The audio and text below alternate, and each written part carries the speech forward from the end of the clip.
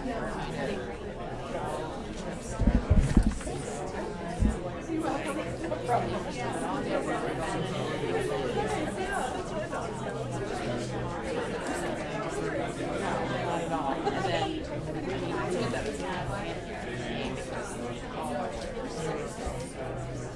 ladies and gentlemen, why don't we get started if I can have your attention.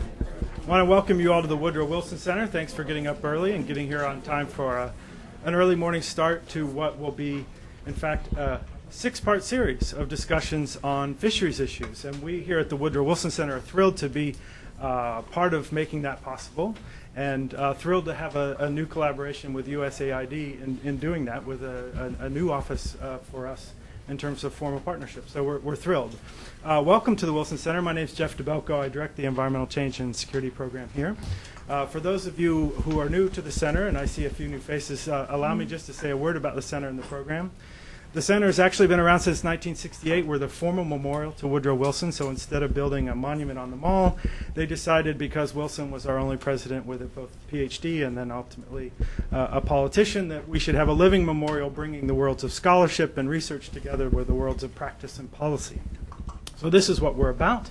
We do that with nearly 700 meetings a year and a range of publications, and so part of what we're really trying to do on a nonpartisan, non-advocacy basis is exactly this: bring key actors, key stakeholders together to discuss issues that often range across topics, which in the case of the Environmental Change and Security Program is certainly the case.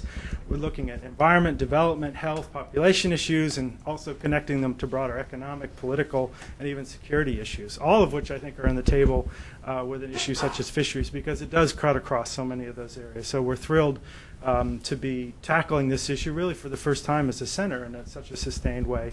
And we're thrilled to be doing that, as I said, in partnership with USAID. Our opportunity today to kick off is a good one, because we're starting with a provocative, I think, set of suggestions as to where as a community, not just the U.S. government, not just USAID, but where as a community of private sector actors, NGO actors, scholars, as well as government, can and perhaps should go in terms of tackling some of the real challenges around fisheries. So we're very fortunate to have Bob Pomeroy and Patrick Christie, who are expert on these issues, to be presenting that opportunities assessment. Patrick is an assistant professor of School of Marine Affairs and Jackson School of International Studies at the University of Washington. Extensive experience in the field, particularly in the Philippines and Nicaragua, Peace Corps volunteer, so he's really has the profile of being out in the field, but also the analytical, and so we're thrilled that he's here to share his insights. And Bob Pomeroy is associate professor, Department of Agriculture and Resource Economics at the University of Connecticut. Time here in town at World Resources Institute, an institution familiar to all of us. But he's also currently a senior scientist with the World Fish Center and a fishery extension specialist with the Connecticut Sea Grant Program.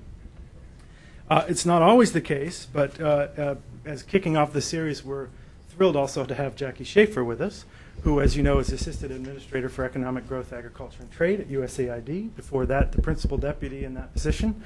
And before that, holding positions that have fish in the title. So she comes by this honestly. She's former director of California Department of Fish and Game, as well as director of the Arizona Department of Environmental Quality. So we're thrilled that Jackie's going to give us a few words to kick off this series, and then go to Bob and then Patrick to tell us about these opportunities and really start a dialogue that we look forward to. Barbara Brest and Richard Volk from AID working with us to formulate some topics that we think will be exciting for this group to discuss. The meeting will be webcast, so I ask when we get to the Q&A that you do use the handheld mic. We'll bring that to you. And I'll apologize in advance. The building engineers seem to think it's now turned to winter, so the heat in here is a little rough. But Jackie, why don't we turn the floor over to you? Thanks very much, Jeff, and good morning, everyone. On behalf of the U.S. Agency for International Development, I'd like to say how pleased we are to support this seminar series, Fishing for a Secure Future, and the opportunity it brings to engage our U.S. government colleagues. Thank you for coming to join us this morning, other donors, and the interested public on this vital development issue. And I want to especially thank the Woodrow Wilson Center for their collaboration with us. Jeff and the Environmental Change and Security Program have been a good partner in many areas with USAID. I want to thank you also for participating throughout the series because I think we're going to be learning a lot as this unfolds. There's a lot at stake in devising a successful response to the trends that have been observed in capture fisheries worldwide. And I had to, couldn't resist just pulling some things off of my bookcase back in my office this morning, because this is not the first time this question has been examined. When I was at Fish and Game, we produced California and the World Ocean 1997. Here we are almost 10 years later. It would be fun to go back and see whether we were right in the projections that we were making at the time. But we constantly take a look at this question because it is a constant dilemma. Another document or book that I pulled off of my bookcase is a history of ecology and law in California fisheries, 1850 to 1980, by Arthur McAvoy. And it makes a point that I think is going to be central to this whole series, and that is that we are dealing as much with a social problem as we are with a problem of environmental management. So keep that in mind as we think about how to respond to the information that's going to be provided here today. On economic grounds, wild stock fisheries represent assets that no country, no group, and certainly no individual can afford to squander. In 2002, the total export value of fish and fish products, if you include aquaculture, was $58 billion. That's with a B, dollars. And half of this was from developing countries. By 2020, developing countries are expected to account for 79% of total fish production. And already the export value of captured fish from the developing world is $17.4 billion using 2002 data. It's greater than the combined export value of rice, coffee, sugar, and tea. Think about the line from The Graduate, where the prospective father-in-law is suggesting plastics as the future. If you're interested in world agriculture, think of fish as an extremely important commodity and high-value product or set of products for the developing world. But to be totally candid, world trade and fish production figures such as these vary tremendously depending on their source, and there's just not a lot of certainty in the data and statistics that describe capture fisheries, especially at the global scale, and I'm sure some of our researchers are going to comment upon this. On social grounds, there are today some 30 million small-scale fishermen and women in the developing world, many of whom will face declining incomes unless wild stocks are properly managed. But income is not the only important measure in the developing world. Some 2.6 billion people in the developing world rely on fish for more than 20% of their animal protein consumed, and this number rises to 50%, 50, of animal protein consumed in many small island developing states and in many countries throughout Africa and Asia, such as Bangladesh, Cambodia, Indonesia, Sri Lanka, the Democratic Republic of Congo, and several West African countries. So although significant information gaps remain for this sector, we know that there is considerable underrepresentation of women in fisheries decision-making, and this can result in insufficient broad-based support for fisheries programs. To design effective strategies, we need to learn more about how men and women are differently involved in fishing, processing, and marketing. On environmental grounds, wild stock fisheries are important to the health and productivity of our oceans and inland waters, and they are also important to our global goal of biodiversity conservation. Just as with terrestrial systems, the oceans, seas, and inland waters are losing biological diversity. I suspect that the incentives may be all wrong, and that is something I hope that we'll examine in the next few sessions as well.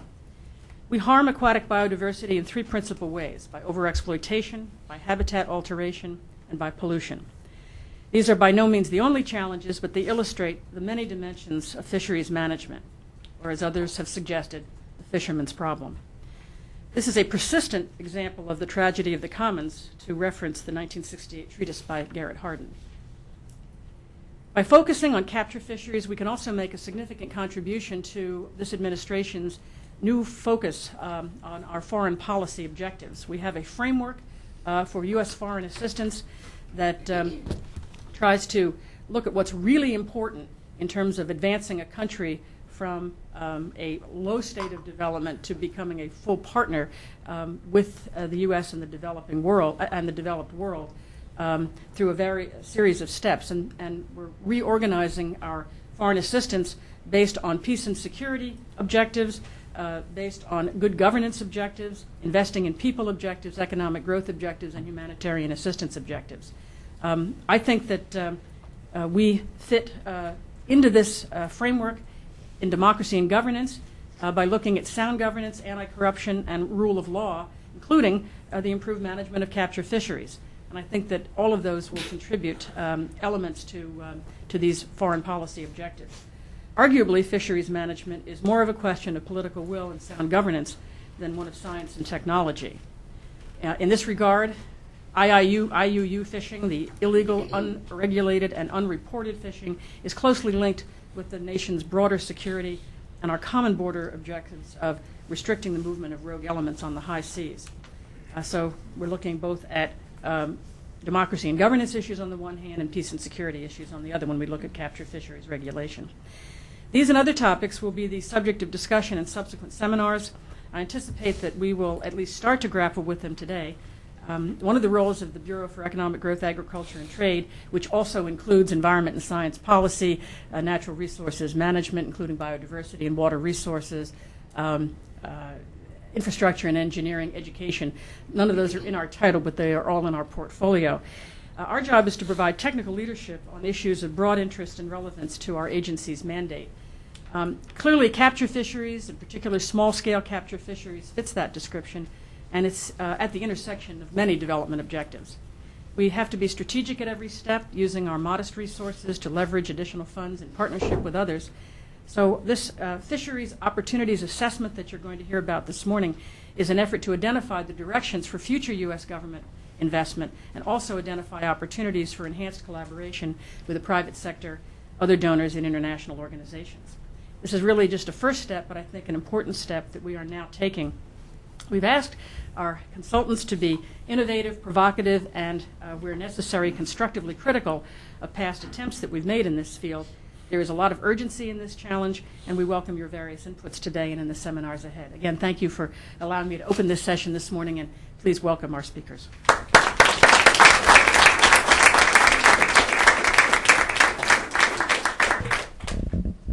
Bob, let me turn it over to you. Okay. Thank you, Jackie. And Patrick and I want to thank everybody for coming. But especially we want to thank Barbara and Richard for this opportunity because we've both learned from this assessment and as much as we've given to the assessment, I think. And it's been a very good experience. It's something that we've been working on now for a couple months, and we've learned quite a bit from it. The outline is going to be split in two. And basically, I'm going to talk about the first two sections on why I care about fisheries and issues and threats to small-scale fisheries. And Patrick is going to talk about how fisheries relate to the new U.S. foreign assistance framework and the recommendations and opportunities that have come out of our assessment work. The assessment itself, sort of the purpose of it was to identify specific opportunities for investment in near-shore, small-scale marine and capture fisheries. I think this is important, is that our focus is on small-scale fisheries. Those small fishermen who work near-shore in both marine and freshwater areas. And the idea was to encourage economic growth, democracy and governance, poverty reduction, food and livelihood security, and biodiversity conservation. Another mandate of the assessment was to look at three regions: Asia and the Near East, Africa, and Latin America and the Caribbean. And so when we talk about regional work that we've done, we basically focused on those three regions. The methodology that we used was essentially a literature-based research. It wasn't a full gap analysis. We basically relied on secondary literature that we and our colleagues had put together. We did some extensive stakeholder consultations, however. We talked to a number of missions in those three regions, USAID missions around the world. We talked to government agencies and people at different government agencies, including the State Department, NOAA, and Department of Interior. We talked to a number of the environmental NGOs and got their input. We talked with international organizations from the World Bank to donors, from DANITA and NORAD to foundations. And we also talked to people at some of the major universities around the world who were involved in small-scale fisheries research. While Patrick and I were the co-team leaders for this project, the collective experience of the report team really provided us with a lot of the input. Patrick and I are mostly marine people. We had Gene Helfman and Don Jackson who looked at freshwater. Nancy Diamond did an assessment of gender. Tom Grasso and Gareth Porter of WWF were looking at marine areas of Africa. And the World Fish Center in Egypt did an assessment for us on freshwater resources, freshwater fisheries in Africa. So we tried to pull together a lot of expertise in sort of reviewing the literature and pulling this report together. So we want to just make sure that they all get credit in doing this. So let's just hop into it. Why care about small-scale fisheries in developing countries? Why are they important? I mean, Jackie's talked a lot about this already, but I think some of the important things are that 1.5 billion people depend upon fish for food, income, and livelihood in developing countries. And 2.6 billion people receive more than 20% of their animal protein from fish, compared to 8% in developed countries. And as Jackie mentioned, in certain countries like Bangladesh and Cambodia, up to 50% of the animal protein is received from fisheries. So it's a very strong issue in terms of food security. Fisheries contribute in developing countries to secure livelihoods, both in the commercial and the small-scale artisanal sector, to human health in terms of food security and nutrition, to economic and community development, to regional international trade and export earnings, to environmental health and biodiversity conservation, and to a range of security issues, that, including peace and order and food security issues. So fisheries are important to developing countries. As Jackie mentioned, fish are the most heavily traded food commodity and the fastest growing international agricultural commodity in the world, not just from capture but from aquaculture. Developing countries currently provide about 77% of global fish production. And the supply and demand relationship that we're facing now is really from the south, from developing countries to developed countries to the north. The net exports of fish in 2002 earned approximately $17.4 billion in foreign exchange for developing countries, and as Jackie mentioned, that's greater than the combined net export of rice, coffee, sugar, and tea. Fish is oftentimes not thought about, but it is a major commodity in world trade. Small-scale fisheries, the things that we're concerned about. What are they, and why are they important? Well, small-scale fisheries are basically labor-intensive, non-mechanized, using small boats and traditional fishing gear. These are the small guys that are out there. Their activities take place near shore during trips. They're usually 1 day or less. But one of the important characteristics of small-scale fisheries that people don't understand is small-scale fishers account for 96% of the world's fishers. Most of the world's fishermen, as you'll see in another slide, are small-scale fishermen, and they catch about 58% of the global fish catch. They are important. We put a number here, 12 to 50 million men and women are estimated to be directly involved in small-scale capture fisheries. And that number varies quite widely, and it's a number that we're not quite sure of. Last year I did some work for the Asian Development Bank on their fisheries policy, and in trying to put together numbers just within the ADB's region, we estimated, using numbers taken from countries specifically, that there are about 38 million people who are directly involved in fishing, capture fishing in the ADB's region. I put in parentheses here 3 things: full-time, part-time, and seasonal. Because when we think about small-scale fishermen, they're not just the fishermen who are full-time fishermen. Increasingly, people are coming into the fishery part-time. This has been a traditional practice in many agricultural areas, but increasingly we're seeing people supplement their income, supplement their food by entering the fishery, as well as seasonal fishermen. Again, traditional people who have come down to during the dry season, harvest fish, and bring it back up to mountain areas. And so when we talk about small-scale fisheries, we have to think about these 3 different types of small-scale fishermen. 87% of the world's small-scale fishers are in the Asia-Pacific region. And at least 20% of those employed in fisheries earn less than $1 a day. So, there's a lot of poverty in small-scale fishing communities. I think one of the important statistics that we came across was that there are far more people have become involved in fishing than in agriculture since 1950. The growth rate in fisheries has been 400% compared to 35% in agriculture. A lot of people continue to enter the fisheries. This is just a figure. A couple years ago, some colleagues and I put together a book on managing small-scale fisheries, and what we wanted to do is look at and contrast large-scale and small-scale fisheries. And just to give you a general idea, in large-scale fisheries, there's about 500,000 people, whereas in small-scale fisheries, estimated about 50 million people. If we look at sort of some of the multiplier issues, we see that about 150 million people are involved in support services, marketing, equipment, boat building, and using a conservative estimate of 4 household members, there are about 250 million people who are dependent upon the small-scale fishers. This is in contrast to about 1 million people in the large-scale fishery who are involved in the support industry, and about 2 million people in fishing households. And as you can see, the annual catch is about similar from both of these sectors. But I think the important part is that small-scale fisheries, as I said, are 96% of most of the fishers in the world. Fishing and gleaning are important as part of the household livelihood strategy. And one of the things that has come clear is that there's a wide range of occupations in fisheries, in small-scale fisheries. It's not just catching fish. It's processing fish, it's trading fish, it's growing fish, and these are both men and women activities. Within households, the gender division of labor varies by place. Where in places, I was just in Vietnam, just came back a couple weeks ago, we see women heavily involved in all levels of fishing activities. There, in other countries, they're less involved. And the women's and girls' contributions are often less often recognized, but they are significant. And I think one of the important points to make here is that, while we focused on fishers, the important aspect is that the household is an important component of any type of work in fishing.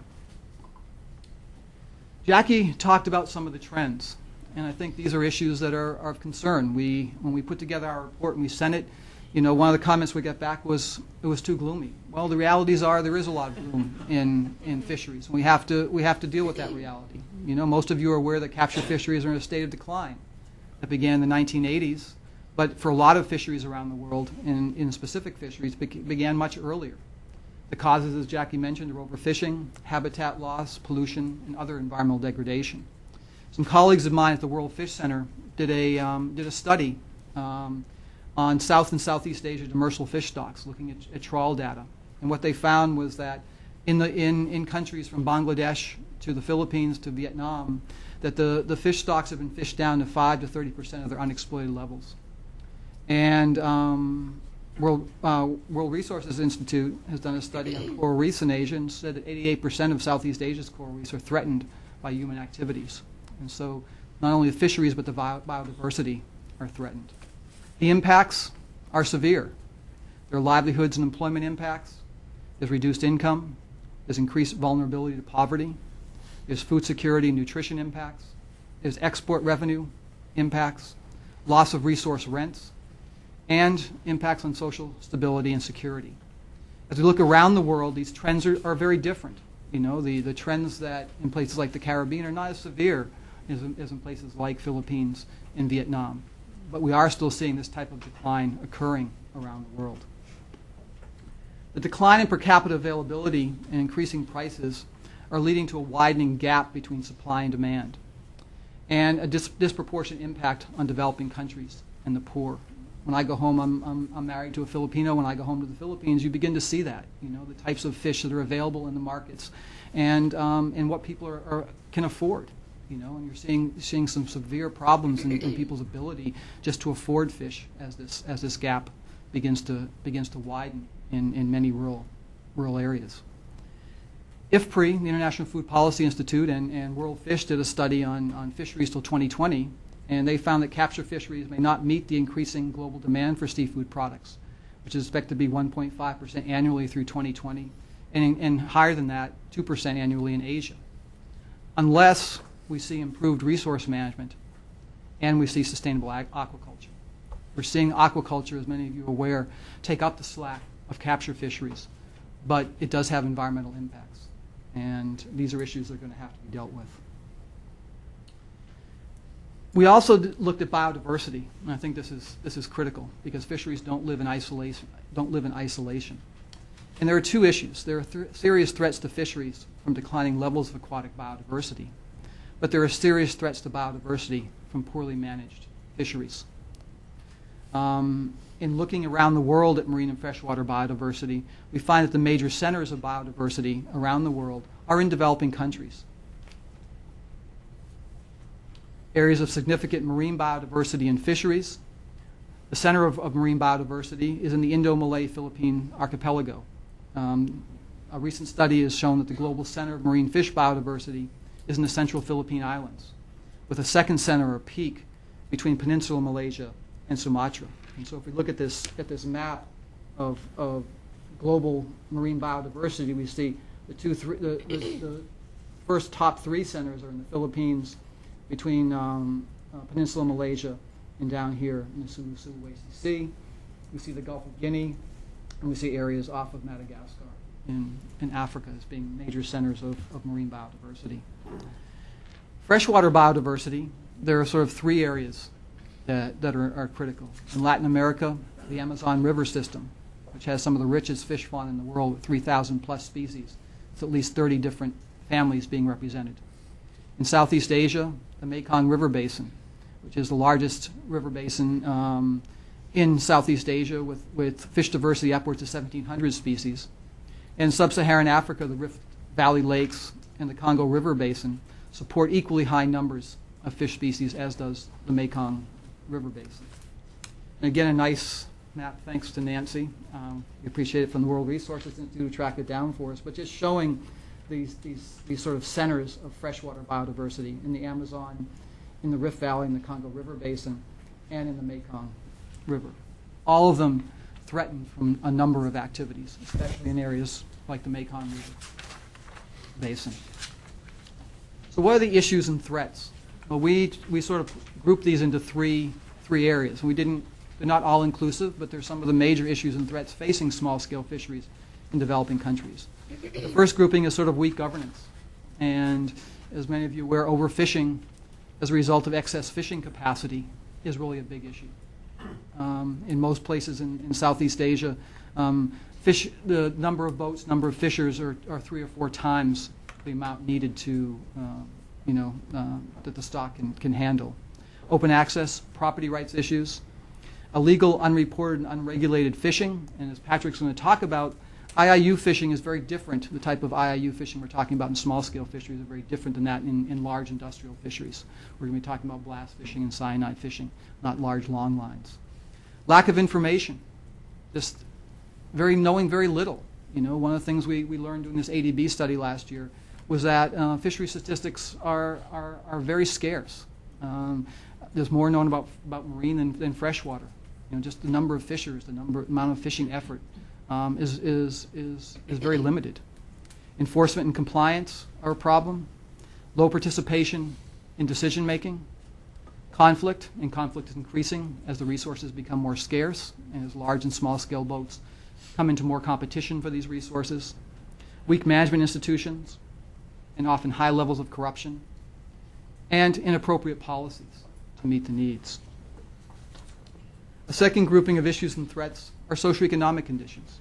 As I mentioned earlier, poverty is often a big issue in small-scale fishing communities. Just lack of alternatives for many people, and many fishing households still living on less than $1 a day. Poorly managed globalization of trade and market access. Technological advances. Both Patrick and I have worked in Nicaragua, and I was just there last year, and these guys can buy for $50 a GPS, and what they're doing is they're putting in coordinates of fish aggregating devices and selling the GPS with those spots in it to other people. And so they can buy it for $50 or $150. They sell them where the aggregation devices are with those coordinates. That's an easy way to fish, and it's anybody can go out there and fish now. It's a big advance. Rapid population growth, health, especially we're learning more about issues, and some recent studies have come out in the last 2 years about the high incidence of HIV and AIDS in fishing communities, and the impacts of shifts in nutrition as a result of declining fish stocks. One of the big issues that we've always known about, and this has been around for a long time, is the political and economic marginalization of small-scale fisheries. They're always on the periphery often and not thought about too much in political discussions or in economic development planning. And Patrick will talk more about that. And gender inequity and inequality, as I talked about earlier. And a third issue are large ecosystem changes which are occurring. Climate change, issues of acidification, sea level rise, habitat loss and pollution as a result of, and not just from, but as a part of coastal development that's occurring in many parts of the world. Removal of key species as people target certain species like grouper, introduction of exotics, and especially for freshwater, when you spend time in Asia, you see that the Mekong, through altered freshwater inflows, is really having an impact. I do a lot of work in the Tonle Sap in Cambodia, and we're beginning to see those kind of impacts as upriver inflows are impacted. Doom and gloom. However, there are opportunities, and there are some positive things happening. And I don't want to just say that things are bad, because there are some very positive things that are going on in small-scale fisheries. We still think the fisheries sector has potential to contribute to poverty reduction and economic growth. There is some moderate scope for increased benefits to poor fishers and consumers, and to increase resource rents to society if we can bring about responsible and equitable governance. There's some indication that fishing is no longer the employment of last resort for a lot of people, and that fishing households are actively diversifying their livelihoods. Some of the cases we're beginning to see in Thailand, for example, and in Malaysia, as their economy develops, alternatives are being provided to them, and we're seeing shifts occurring in these fishing villages. And we're seeing increasing successes with a range of new management approaches. And we're seeing a lot of things going on. These range from ecosystem-based management to integrated coastal management, to adaptive management, to co-management and community-based management, to rights-based approaches, using use rights and limiting access, to MPAs, both large and small MPAs, to better use of information in information-limited situations with approaches called dataless management, with markets and certification, and through livelihoods approaches. So all of these are fairly positive. In many cases, what we're seeing them is being used together to be able to solve the complexity, as Patrick will talk about next, the complexity of issues and threats that these small-scale fisheries face. So I'm going to stop there and pass it on to Patrick, and he'll talk about the strategy, the framework, and recommendations and opportunities.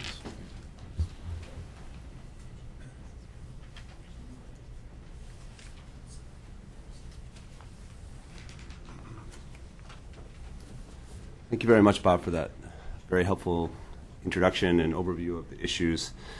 So my job is now going to be to talk a bit about the strategy that we've developed as a team and to make some linkages to the framework for foreign assistance. So it's apparent that any sort of successful strategy with fisheries is really going to have to address underlying factors of vulnerability. Historically, and this is maybe where we're being a bit provocative and critical, is that a lot of fisheries management has tried to address some of this sort of low-hanging fruit, the sort of really obvious issues that are associated with the problems that Bob has identified. And what we're going to be advocating for is sort of looking at some of the fundamental problems associated with governance and incentives and institutional relationships. We feel it's very important that we build resilience in fishing communities so that they can be able to respond to crises, the stresses. These are very impoverished communities, and as we saw in the recent tsunami tragedy, for example, these are potentially very vulnerable communities, and it's important to address issues of resilience so people can respond to some of these disasters. One of the fundamental characteristics of tropical small-scale fisheries is that they're tremendously diverse, both from an ecosystem perspective, highest levels of biodiversity, of fish, as well as their habitats, as well as the types of strategies that fishers use to exploit these fish stocks. So people have diverse sets of gears, different approaches, and so it's really important, I think, to acknowledge that both ecologically and socially, these are very diverse fisheries. And one of the fundamental strategies that we're advocating for is a cross-sectoral approach to address these issues and threats. So historically, fisheries had been addressed on a sector basis, had been isolated from, say, watershed management, from forestry management, et cetera. And what I think we've recognized over the last couple of decades of work, and actually AID has been at some of the cutting edge of that work, has been to identify how fisheries are in fact integrated with these other sectors and are dependent on management of basic services like water and the like. So getting on with the framework for U.S. foreign assistance. On this slide we see here the fundamental goal, helping to build and sustain democratic, well-governed states that respond to the needs of the people and conduct themselves responsibly in the international system. This is a very important goal that the U.S. government has committed itself to, and within that goal are a number of objectives. And what we tried to do in these next two slides is embed some of the issues that Bob identified underneath some of these key objectives. For example, governing justly and democratically. As Bob identified, there are fundamental problems with governance of fisheries. There's enforcement problems. There's a fundamental lack of participation of marginalized people in decision making. There are issues of economic growth. There are issues around trade and market access, the loss of economic rents. Many opportunities are in fact lost when fish stocks collapse. And there's also the need to address livelihoods issues and providing alternatives to simply just fishing. Within peace and security, this is potentially a very controversial issue, of course. But it's, I think, widely recognized that maritime security is a fundamental problem. There's issues of leaky borders or piracy, smuggling associated sometimes directly with fisheries. There's increased conflict between small-scale, large-scale, between foreign fishing fleets and local or national fishing fleets. And this may even be referred to as sort of fish wars, if you will. And I think it's very clear that these sorts of conflicts are going to be increasing in the near future. There's also issues of investing in people, the need for food security, nutrition, addressing health issues such as HIV/AIDS. There's the issue of rapid population growth within communities. And there's the loss of biodiversity and ecosystem function as well. So it's quite important to, in fact, invest in people with education, with capacity development. And finally, the addressing of humanitarian issues and disaster and the like. And we have some recommendations on that specifically. This is a draft report, and we tried to identify what we thought would be a phrase that might engage people. So we've identified the term secure fishing communities, but we also want to acknowledge that sustainability is fundamentally important in terms of sustainable economics as well as the sustainable ecosystem use. And so what we're going to be now be presenting is a strategy for realizing how to secure the future of fishing communities. I think it's really important to recognize that this is not only an ecological problem or an environmental problem, it's also a sociological and an economic problem. So we'll be recommending specific actions at national, regional, and global levels. And in fact, although it's not on the slide, it's important to acknowledge that many successful fisheries management activities happen at the community level, and that it's very important that there's a synergy and a coherence between national policy and the needs of communities. But it's also important to recognize that there's important issues at the regional scale or at the multinational scale, because there are shared stocks, for example, or ecosystems that flow through national borders. And of course, we're recognizing, as Bob pointed out, that there are global issues. Literally, the chemistry of the ocean is changing. And we're seeing massive bleaching events, for example, that are changing ecosystem function. So it's important to have a response at multiple levels of governance. This slide just captures sort of the highlights of, or the titles of the various areas of action. And I'll be going now through each one of these and giving some specific recommendations that come from the report. We'd also like to advise you, or ask you, in fact, to read the report carefully and comment on it. I'm not going to be able to present all of the recommendations that are in the report. So, improving assessment capacity. especially at the level of small-scale artisanal fisheries in the tropics, the data is quite poor, and the variability is quite significant. We don't really actually know the numbers. We have a poor understanding of the behavior of fishers and how they move. We frequently don't even know basic information such as what kind of gears they use and what are the different roles of men and women and children in fisheries. And so we feel it's fundamentally important to conduct assessments. It's probably most appropriate to conduct those at the national level, to working with national governments to do so. But I also believe it's important to combine these data sets so that we can get a better understanding of what's happening at a regional or a global level. Historically, in fisheries science or fisheries management, there had been a heavy emphasis on stock assessment. And stock assessment is important. It is important to understand the ecology of these systems. We're advocating, however, for redirection, perhaps more towards the social dimensions of fisheries and understanding the socioeconomics of these fisheries. But finally, it's important to combine these types of information in a socio-ecological approach, if you will, because fishers are responding to cues from the environment. They're looking for abundance, or they're responding to scarcity of fish stocks, for example. And so it's really important, if you're going to understand the behavior of fishers, to be able to understand ecological function and economic cues, for example. Another important point here is that the intent of this is not to recommend collecting data for data's sake. Bob and I are academics. We're interested in just the information that comes out of this. But also, it's really important that this information is utilized to develop action plans at the national level, for example. One important governance matter is really changing the mindset. This may seem a bit abstract, but the fact of the matter is that in many contexts, overfishing is not acknowledged. Many bureaus of fisheries don't acknowledge that, in fact, there is a crisis in development with their fisheries, and this is very problematic for programs and projects trying to implement sustainable fisheries practices. It's important also to change this mindset that you can develop political and public will, because these are going to be difficult changes. There will be trade-offs. There's going to be, perhaps, winners and losers.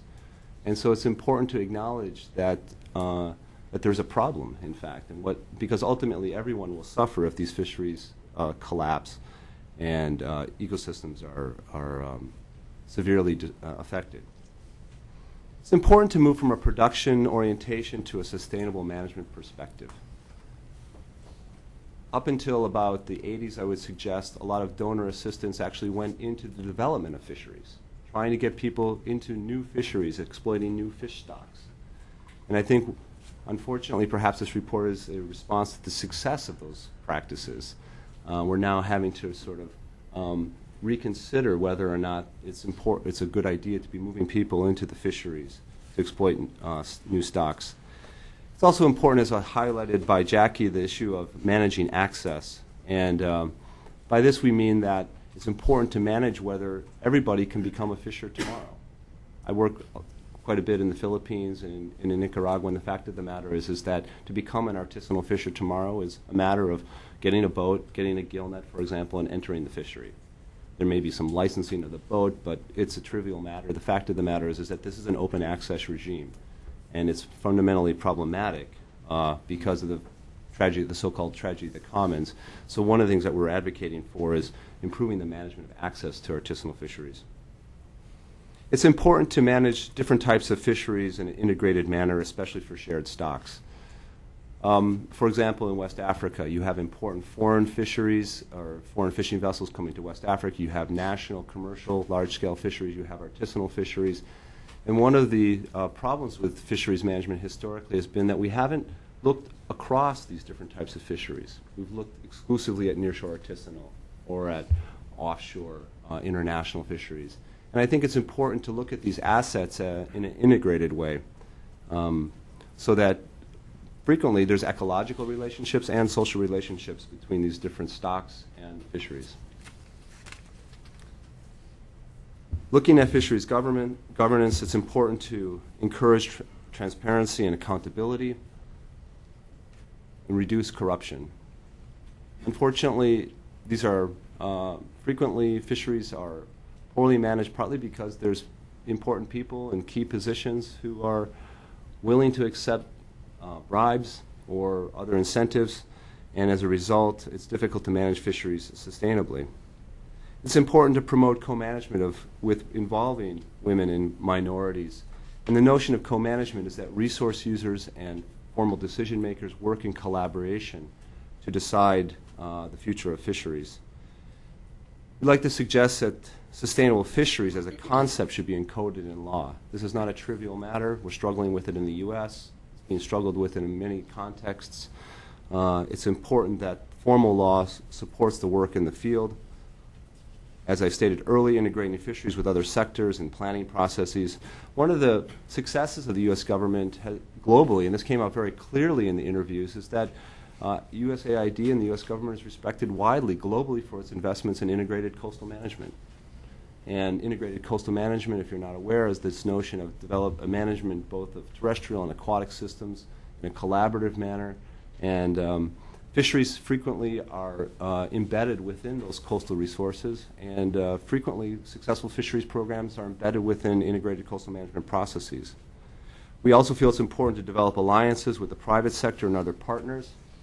The private sector is increasingly interested in securing the source of their fish that they're marketing and making profits from. And so it's really important to engage. As Bob pointed out, the fact is that the flow of resources is largely from the south to the north. And we also feel it's important within governance to use an adaptive management support approach. The notion is that you're not going to get it right the first time.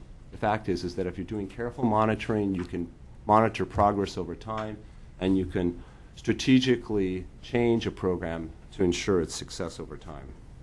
One important issue here, and as a sociologist, this is fundamentally important to me, is that context is important. There's not one size fits all context. It's very important that in a country context that you choose the issues that are of strategic importance and address them in a culturally appropriate manner, in a context appropriate manner. So on to other very tough issues, the reduction of fishing excess capacity. I recently worked with Maria at the World Bank on marine management areas and marine protected areas, and the fact of the matter is that even for marine protected areas to succeed, we're going to have to look at fishing effort and excess fishing capacity and how it impacts marine protected areas. We think it's important to address these issues with national and local plans of action, and might be thinking about different tools. Again, these are very context specific, but Bob used the term rights-based management, the notion that, for example, in the Philippines, you might have a successful fisheries management program in X barangay or X municipality, but if you see the restoration of fishery stocks in that area, and then neighboring municipalities or distant islanders can come fish in that very area, it clearly undermines the commitment of local fishers to making sacrifices because the benefits are dispersed broadly. So if you look at Eleanor Ostrom's work, for example, and the governance of common pool resources, it's very clear that it's important to manage access and have rules. You might also consider gear control, the types of gear, the sizes of mesh, using licensing efforts. Frequently, boats are not licensed or coded, for example. So there's some interest in experimenting with some of these methodologies and looking at what might work in different areas. Again, a nod to adaptive management. Alternative livelihoods. The big question, of course, that you're faced with, perhaps as a Peace Corps volunteer, is if we're going to close this area, what will we do? If we're going to set up a no-take fishing area to restore stocks. Well, increasingly, it's important to acknowledge that people are going to perhaps need to move from the fisheries, and it's important to develop viable alternative livelihoods to support transition out of the fisheries sector. So approaches at the national level for IUU or illegal, unreported, and unregulated fishing. As Bob pointed out, tropical small-scale IUU is distinct from what's frequently referred to as IUU fishing in the international literature. What we're talking about here is people using destructive fishing methods, being perhaps involved in piracy or drug smuggling simultaneously while being involved in fishing. So this is one of the issues, of course, that this is these are widely dispersed fishing methods in many contexts, very well ingrained. One of the fundamental conclusions in our report is that if you're going to address issues of IUU fishing, you need to focus both on compliance and enforcement. And this is a nuance here, but the notion is of compliance is self-compliance with rules. If people feel that rules are legitimate, you're likely to have greater compliance. Enforcement is, of course, an external activity. You're basically saying these are the rules and these are the consequences if you don't abide by those rules. So we're suggesting, of course, that you use mechanisms that fishers understand and appreciate. Empirical research shows clearly that if rules are not perceived as legitimate, people will find a way to avoid them and break rules. So one of the fundamental tricks or tests of fisheries management is developing mechanism and rules that fishers can understand and appreciate. But of course, there's an important element here, which is moving towards maritime security. Frequently in tropical developing countries, there simply aren't the boats for surveillance or training, for example, for people in how to apprehend people and collect evidence. And also in some research that we just did recently, the follow-up. What happens when a person is actually apprehended and they're in the court system? Well, frequently, very little, in fact. And the fact of the matter is, and it's also not only just the small-scale fisher, but it's other people who are breaking the law that is affecting the habitat, for example. And finally, and this may be a bit controversial, but the fact of the matter is that frequently the markets for these IUU fish are here in the United States or in Europe. And so to really have an effective strategy to address this, you need to address the issues here at home, for example. You know, this is, for example, this grouper here is frequently exported to Hong Kong, for example. And there's a very viable market for that fish in that market, for example. And so addressing the problem of grouper and cyanide use to catch groupers is not merely going to be solved at the Philippine level, for example. So development of human and institutional capacity.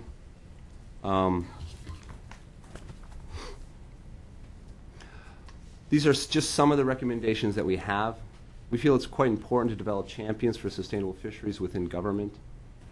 And this starts at the beginning with fisheries education reform, educating people not just merely in stock assessment, who would then become fisheries officers or ministers, but also in social sciences and the integration of biological information with social information.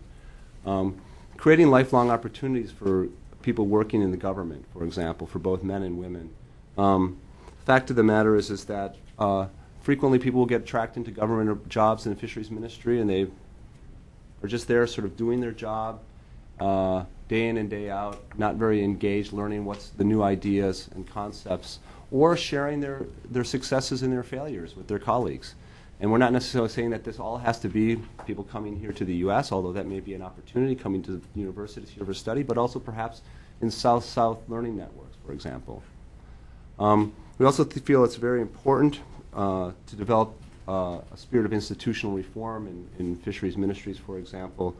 If you're talking co-management, you're talking the real reallocation of responsibilities, redevelopment of incentive structures. These are not trivial matters.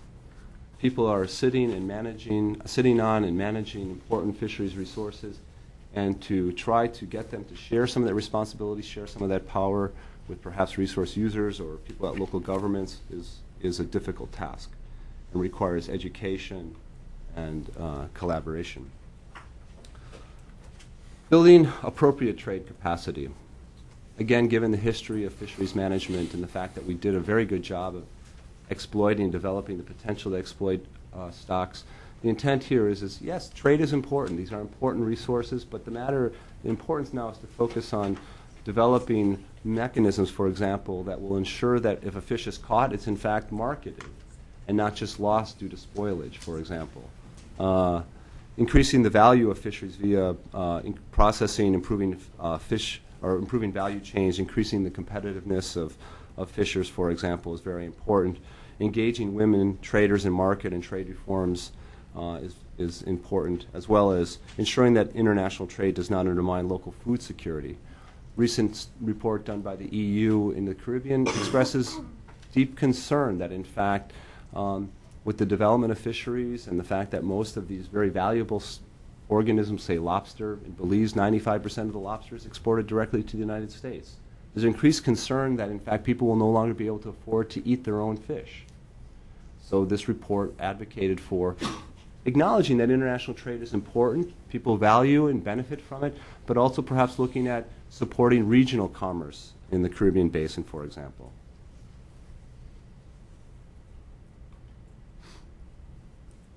Conserving biodiversity for enhanced and sustained productivity. I think it's important to acknowledge that underlying all of this are the ecosystems, and ecosystem function needs to be maintained.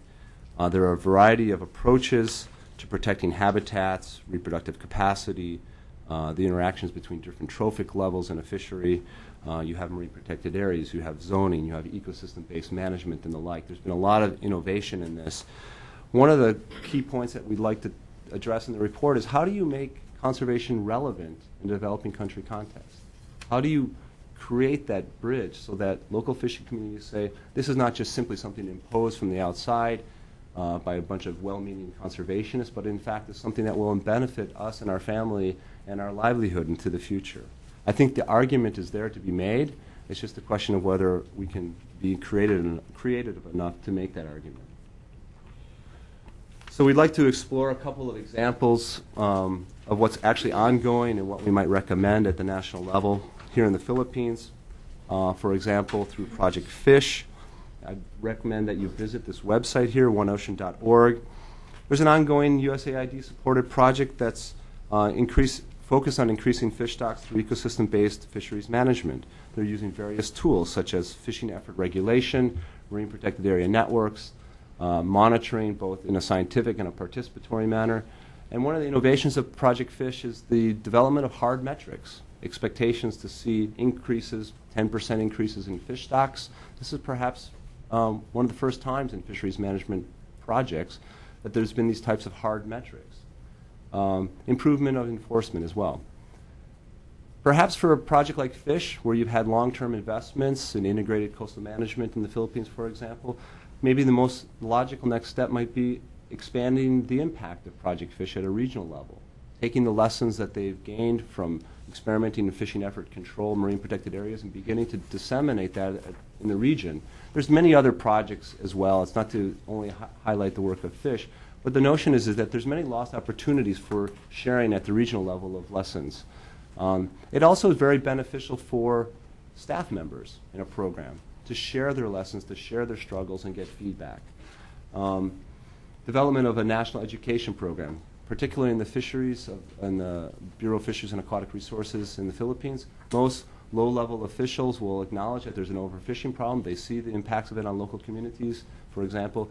But frequently at the ministerial level, there's not an acknowledgement of this formally. And this is very problematic for implementing a successful program. If we might look to a different context like Nicaragua and Honduras, where there's been less, for example, investment by the U.S. government, for example, directly in fisheries management, one of the things that we're interested in advising perhaps as a pilot program is looking at the reforming of spiny lobster and conch fisheries. And this gets at the international dimension, the international trade dimension, creating public-private sector alliances involving everything from governments to NGOs, restaurant chains, foundations, for example. Perhaps moving towards a certification scheme. Certification is controversial sometimes in fisheries, but perhaps it warrants investigation as to whether or not that's viable. One of the challenges with the certification of tropical artisanal fisheries is that the landing points are dispersed all over a country. These are small-scale fisheries. This is not a concentrated sort of trade chain that can then be monitored upwards.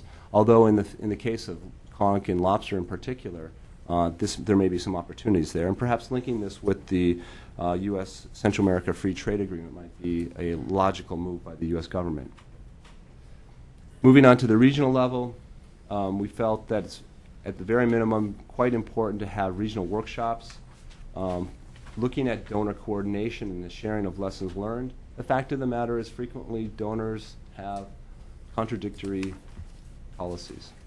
It's important, I think, to acknowledge that it came out very clearly in the interviews with AID personnel, for example, and people in the field. There's a concern about this. And so we felt that though perhaps at the regional level it might be important to try to pull together donors to discuss matters, what in fact is the shared vision, and how donors might work together. And of course, if you're looking at transboundary fisheries management issues, whether it's in the marine or the freshwater side, you have river systems, large river systems flowing through many different countries. You have shared stocks, pelagic stocks, for example, that it's important to really take a regional approach. Now, at the global level, maybe this is linked with this notion of changing the vision, but we felt it was quite important to energize donor interest in small-scale fisheries. Fact of the matter is that there's, in the last decade or so, been a sort of a migration away from investment in small-scale fisheries management. And we felt that it was really important to re-energize donor interest in this. Looking at public-private partnerships, of course, is also very underdeveloped, and so we felt it was important if we're looking at globalized fish commodities to be able to work with both the public and the private sector. Now, there are actually two interesting alliances emerging, something called ProFish, which World Bank is heading up, but with many other collaborators and donors involved in it.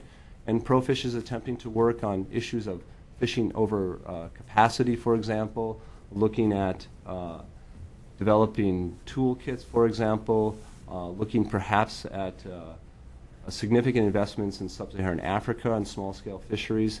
And so we felt it was important that AID and the U.S. government consider collaboration with this global initiative, as well as something now emerging called the Resilient Small-Scale Fisheries Campaign that World Fish Center and other organizations are heading, looking also at similar issues regarding both the understanding, the assessment of fisheries, as well as taking action to address small-scale fisheries. And in conclusion, we all recognize that there are many different presidential initiatives, whether it's with forestry or other sectors. And we felt that it was really important that there be a presidential initiative to address the ocean, to address fisheries. And so we would like to invite you, and perhaps in the discussion, to talk about the feasibility of this. But we're planning in the report to recommend that a presidential initiative be launched. The justification, of course, being the U.S. Commission of Ocean Policy and the administrative response to that, calling for leadership on sustainable fisheries. We felt that it was important also to build from the strengths of the U.S. government, the leadership that we saw expressed in all of our consultations and integrated approaches, capacity development, integrated science, and improved governance. The U.S. government is recognized globally as a leader in this, and this is an opportunity to actually build from that leadership and highlight a critical and soon very serious crisis potentially in the ocean. We feel it's important to build a coalition around secure fishing communities and sustainability. So this is not merely an approach or an initiative that would be purely of the U.S. government, but in fact involving other donors and other institutions around the world. So with that, I'd like to close. And thank you very much for the opportunity to speak with you today.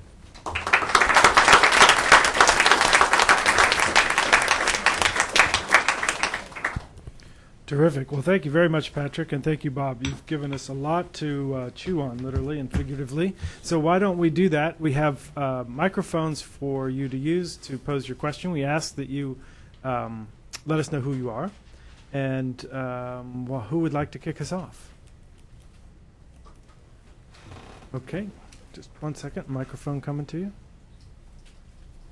Thank you. I'm Barbara Lauschie from the Island Resources Foundation. IRF works mostly in the Caribbean, and I'm wondering if you could speak a little bit more about some of the key governance issues in the Caribbean, how the U.S. fisheries marine governance structure is working in the broader Caribbean, including with the region and the French and the UK and the Dutch efforts. And then related to that, in view of my sense that the U.S. donor interest from the USAID side in the Caribbean has pulled back in the last several years, is there an expectation now that there might be able to be an increased donor interest directly from U.S. funding sources in the Caribbean? Thank you. Sure.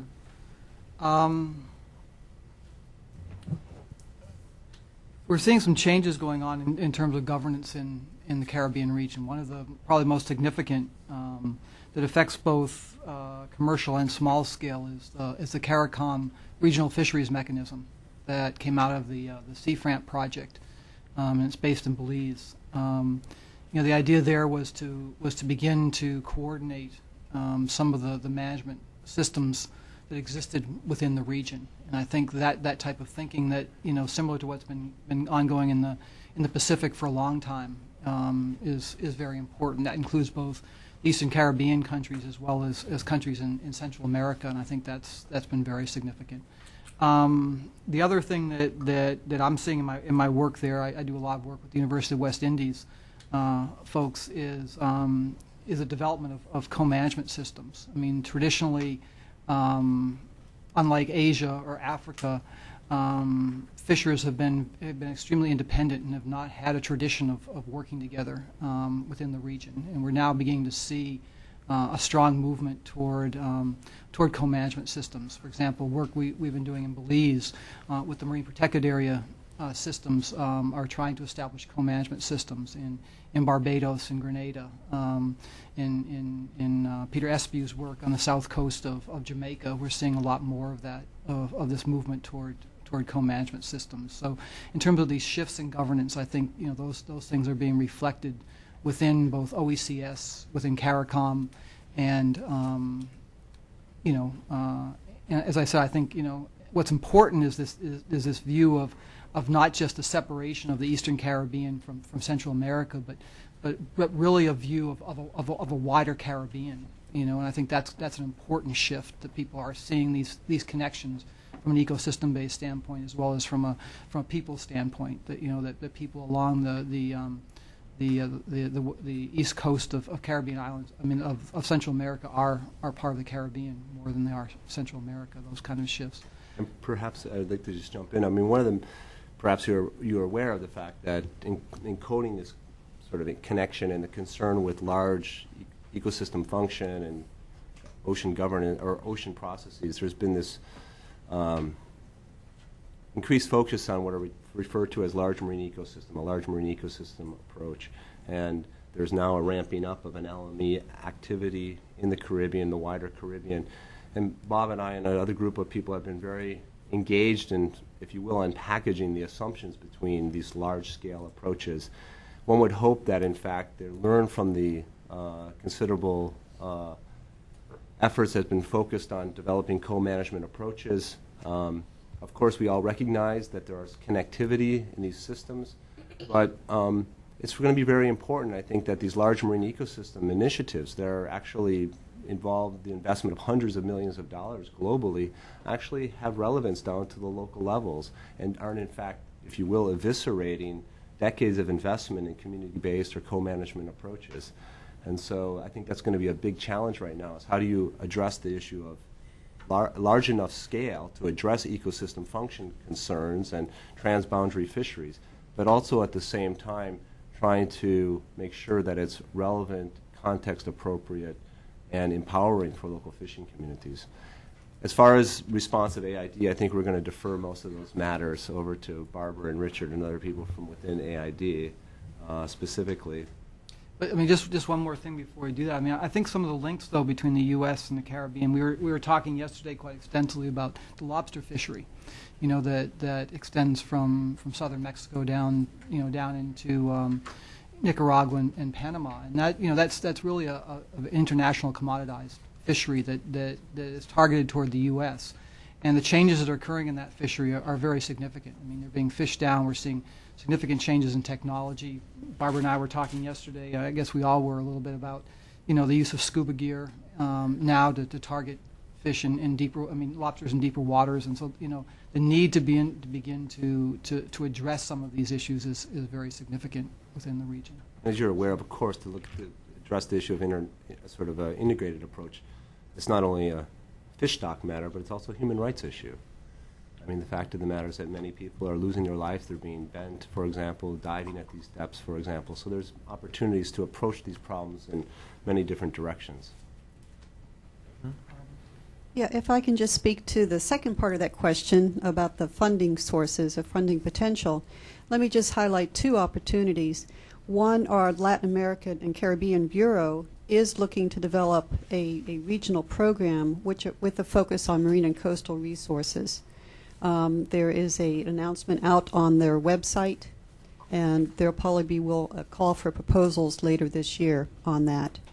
And then secondly, through the Central America Free Trade Agreements, certainly there are opportunities to address some of these trade issues. And so we will be looking at fisheries as one of those. And we are planning some activities on that. Okay, great.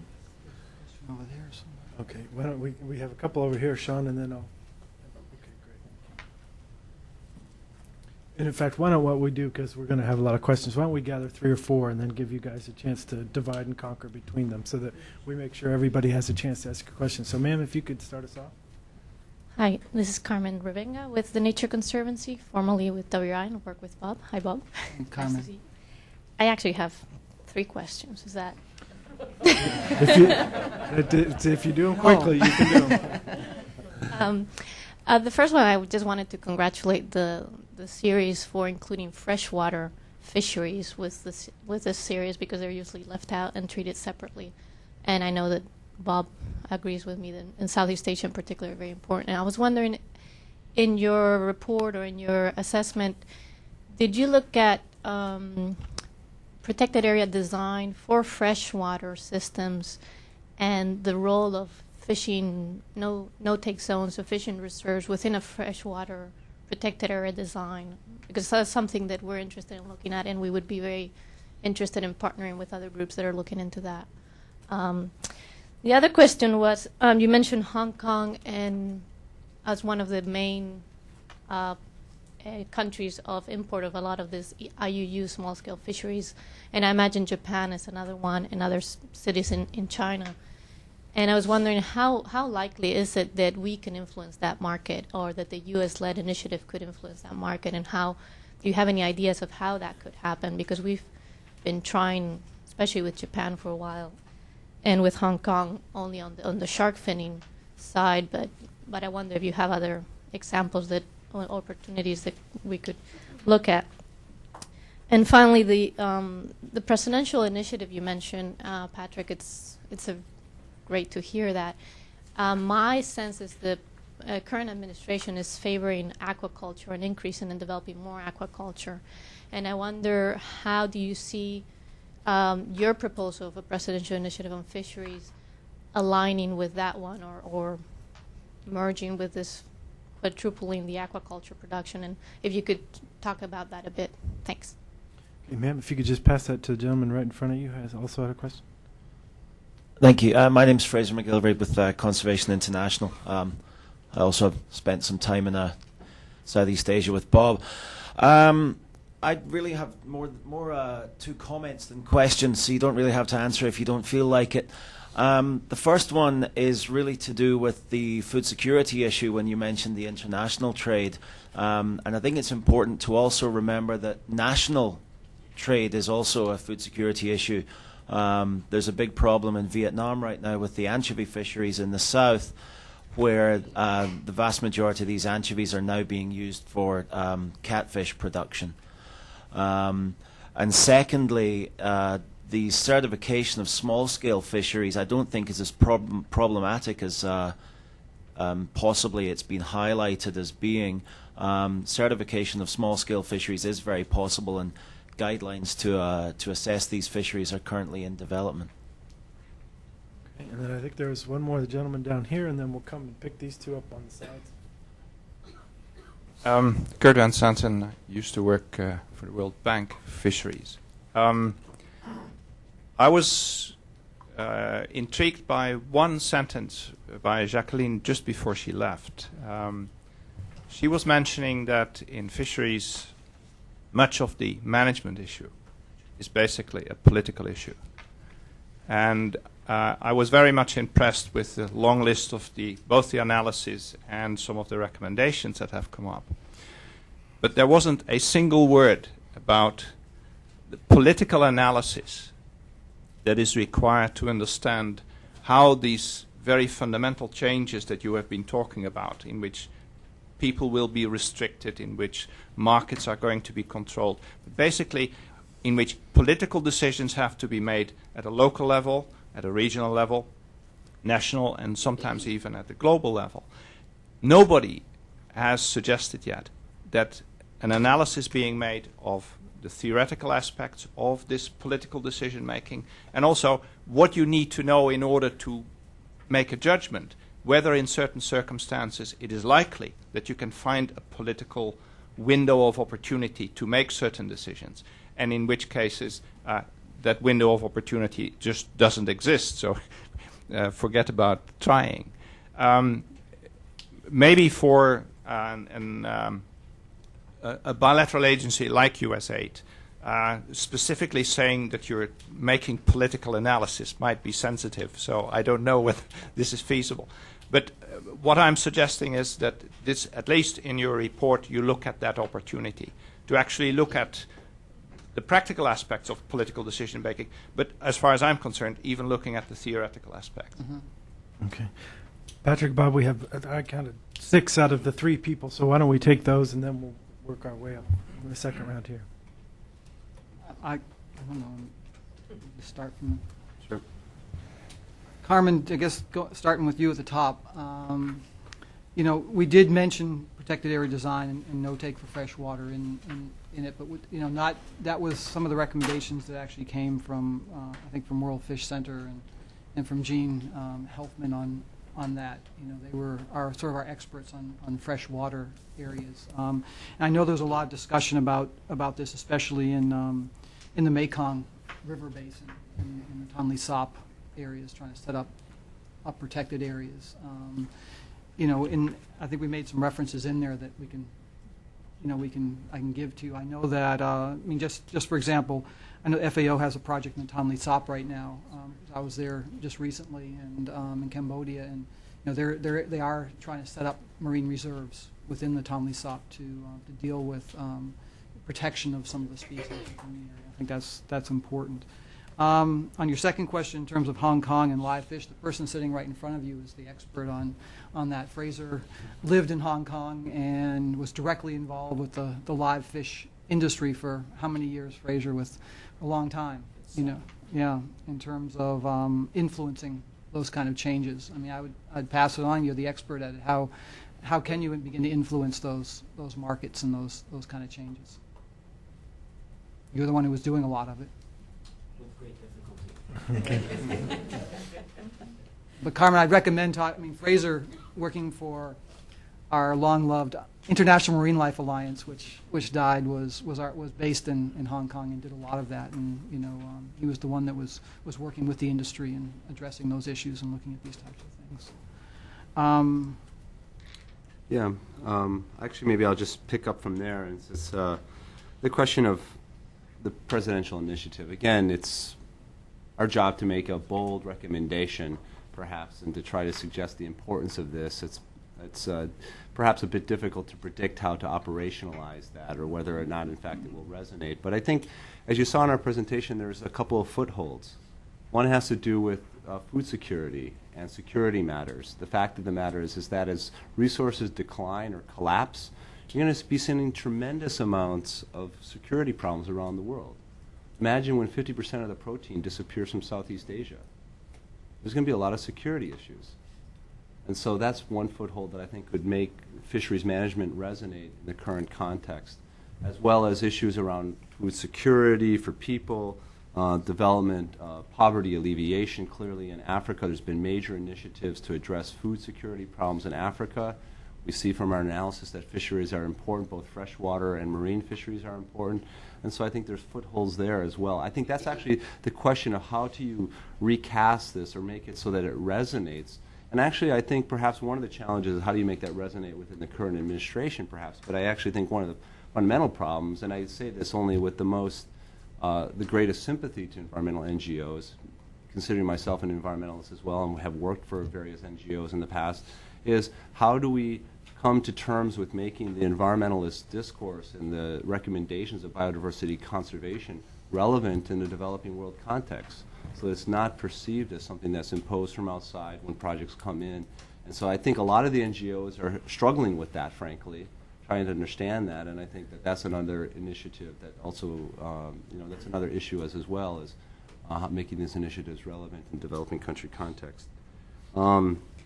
Just moving on, for the sake of fairness to other people, and Bob, I'm sure will have some comments about this as well. I agree with the fact that national trade is also an issue with food security. We're also seeing, you see that frequently in, say, contexts like the Philippines, or in many instances, it's not just an internationalization of important stocks or anchovies or food fish, but also important, soon it's going to be the case that only the wealthiest in many countries will be able to afford to eat a grouper, for example. And as far as the issue of certification of small-scale fisheries, what we just wanted to highlight, and we do recognize, and that's one of the reasons we recommended something like, say, an initial effort regarding, say, lobster and conch. It's not to underestimate the complexity and the difficulty of that. But at least in that instance, it's not the case of where you have like a gillnet fishery that's catching 30 different species of fish, and that 30% of that is for home consumption, and that it's marketed, or maybe even at a subsistence level, distributed through complex social networks in a fishing village in the tropics, which is actually the characteristics of many tropical artisanal fisheries. Those are going to be impossible, or maybe because many of those stocks are not, or those fish are not even internationally traded. So perhaps certification is not appropriate. But in some instances, there actually are important small-scale fisheries targeted on very high-value organisms that there's a clear chain of trade, and perhaps that could be monitored and understood, and that's sort of in raising awareness. Getting an organization or a restaurant like Red Lobster, for example, interested in a sustainable, certified source of lobster might be a really potent first step towards certification of tropical small-scale fisheries. I'll address Gert's question about political analysis. You're correct. When we first started doing the work back in the 90s in the Philippines and on trying to transform and use co-management systems. One of the things we did was went to the University of the Philippines School of Public Administration, because we realized that the changes were not just fishery sector changes; they were fundamental administrative changes at national and local levels, and it was sort of outside our ability to analyze those, and we felt that they were critically important. I think one of the best examples, though, again comes from the Philippines, but was a USAID project, was the Coastal Resource Management Project in the Philippines.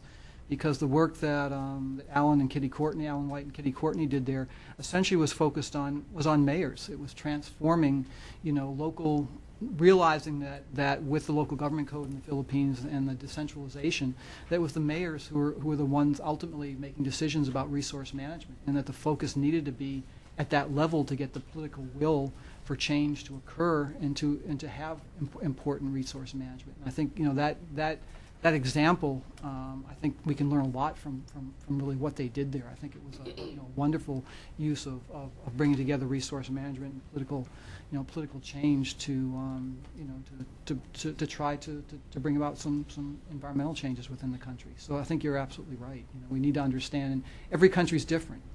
How we do things in Vietnam is very different than how we do things in Cambodia or the wide open democracy of the Philippines. And understanding those realities is part of the process that we really have to understand. You're absolutely right. Okay. Gentleman over here, and then we'll move back. Yes, please. My name is Firuz Ruyani. I'm with Tetra Tech, environmental company, U.S.-based. We are managing the fish contract in the Philippines. So that's basically that's why I'm here. First, Patrick and Bob, excellent presentation, and I hope that with the assessment work that you've done, with the support of USAID, will eventually bring fisheries into the right perspective as well as donors' activities in the future. I've got a couple of comments. On the fish project, one thing that we discussed, I was there in June with Kitty Courtney, Alan White, and with our staff in the Philippines, looking at the outputs of the project and the activities. One thing that is very striking, is very challenging, especially Barbara and Richard, you will be in Manila later this month, is the relationship between health and fisheries activities. Fish project is the only project, as far as I know, that has established a link between health and fisheries activities. And I think you will go there, you will see the results. This is something that has to be promoted. We brought it up with a mission to strengthen that link. And I believe we need a little bit of dialogue with the mission to convince them that link is extremely important and is unique.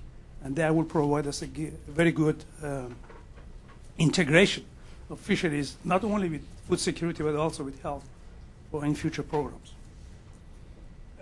The other aspect that we were looking at, fish project was a serious challenge for us. But it's on the right track. And the impact, the results that we have gained so far has not been really advertised or PR'd at the regional level. This is lots of things that we learned from this project and the previous project, CRM, that Bob mentioned. Well, we really haven't taken it to the regional level, and we haven't discussed it at the regional level, although the situation in Indonesia, Sri Lanka, India is different from Philippines and Vietnam. But I think there are lots of things that can be learned from these two programs in the Philippines that can be discussed at the regional level. And I think there's a scope, there is time, we can do that if there is an interest with the mission. And my third comment or question is regarding the integration and making fisheries management ecosystem-based, not production-oriented. That changing that mindset. One problem is where the fisheries activities are located within the government structure. And in most countries, fisheries are part of agriculture, and the concept of fisheries is production. And to change the mindset of politicians that this is not just a production-related sector, it's environmental and political and all those things that Patrick mentioned.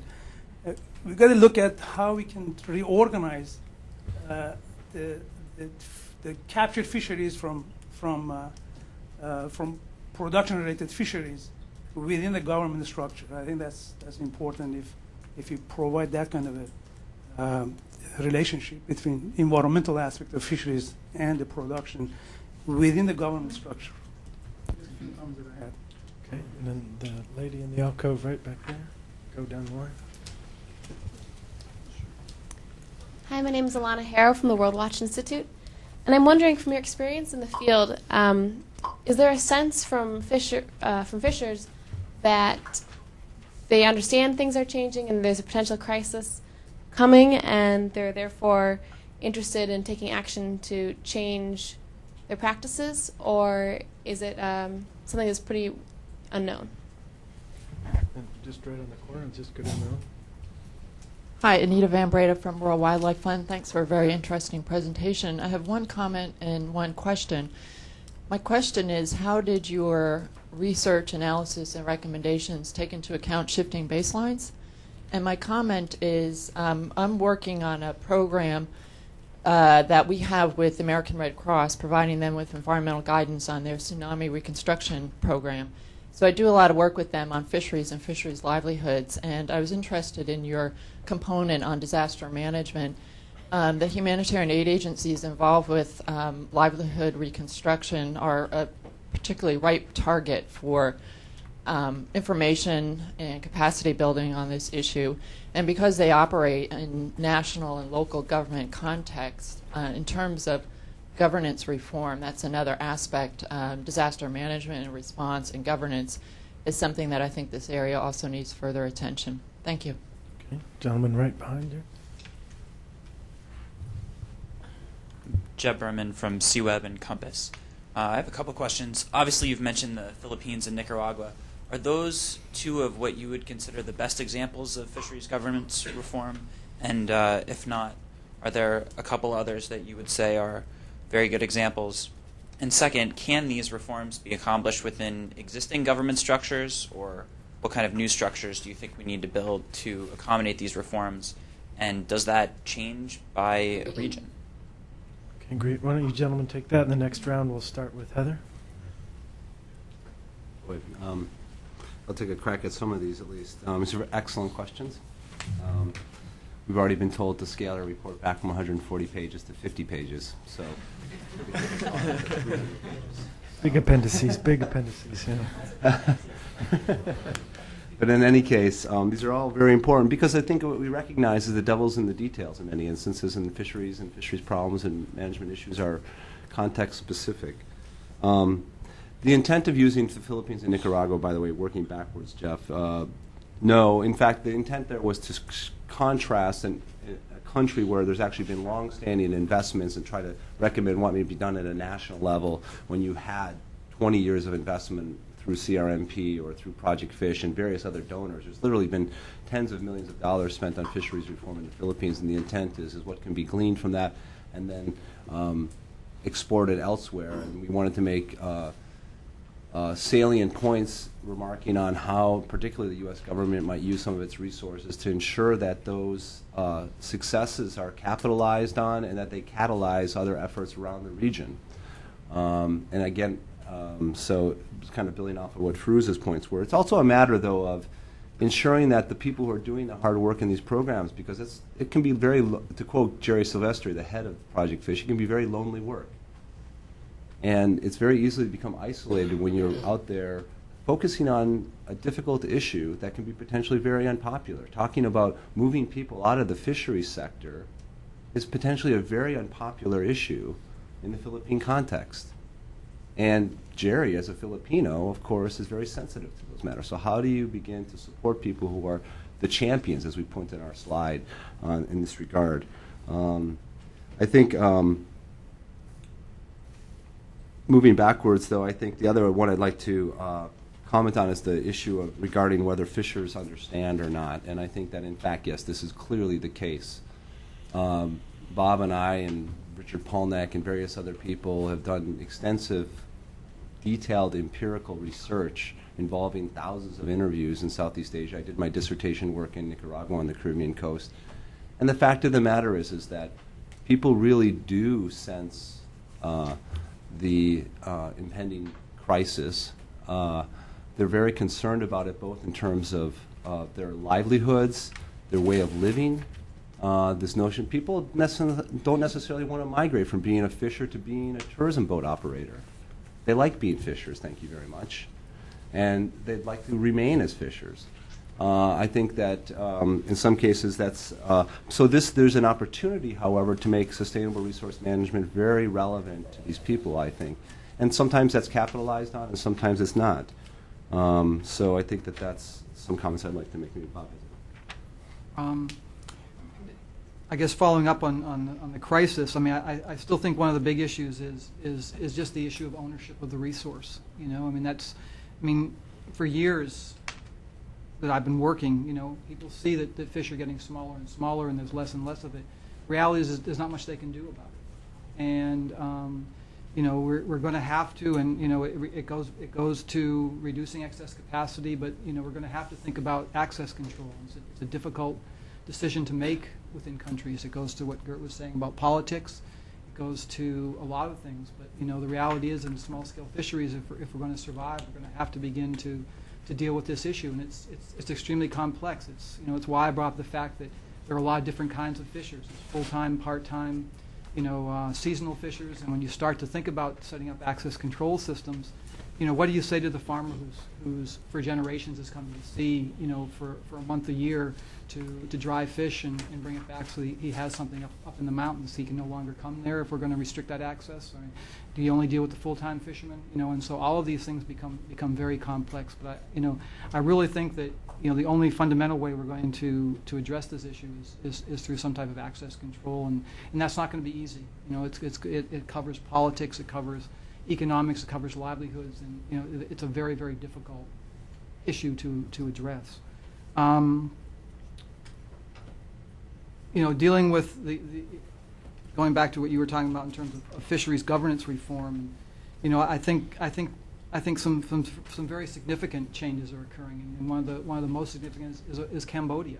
You know, the whole fundamental system of managing fisheries has changed. You know, there's been a lot of donor support for it, but you know, within the whole structure of the Department of Fisheries in Cambodia, we're seeing you know, major changes. Understanding that, you know, the fish lot system, that the leasing of the fish lots in Tonle Sap, for example, is not an effective way for management, and that rights-based approaches have to be undertaken, a fundamental shift. But in order to do that, do you do it within existing government structures? I think one of the things that we in this report have addressed, and Patrick talked about, was the development of human and institutional capacity. That there is a need to in the slide on page 6 for institutional reform in a couple ways, and it may not have come across clear, but I think we have to create learning opportunities to begin to take existing government officials and begin to get them thinking about different ways of doing things. We've been doing that now in Vietnam for a long time.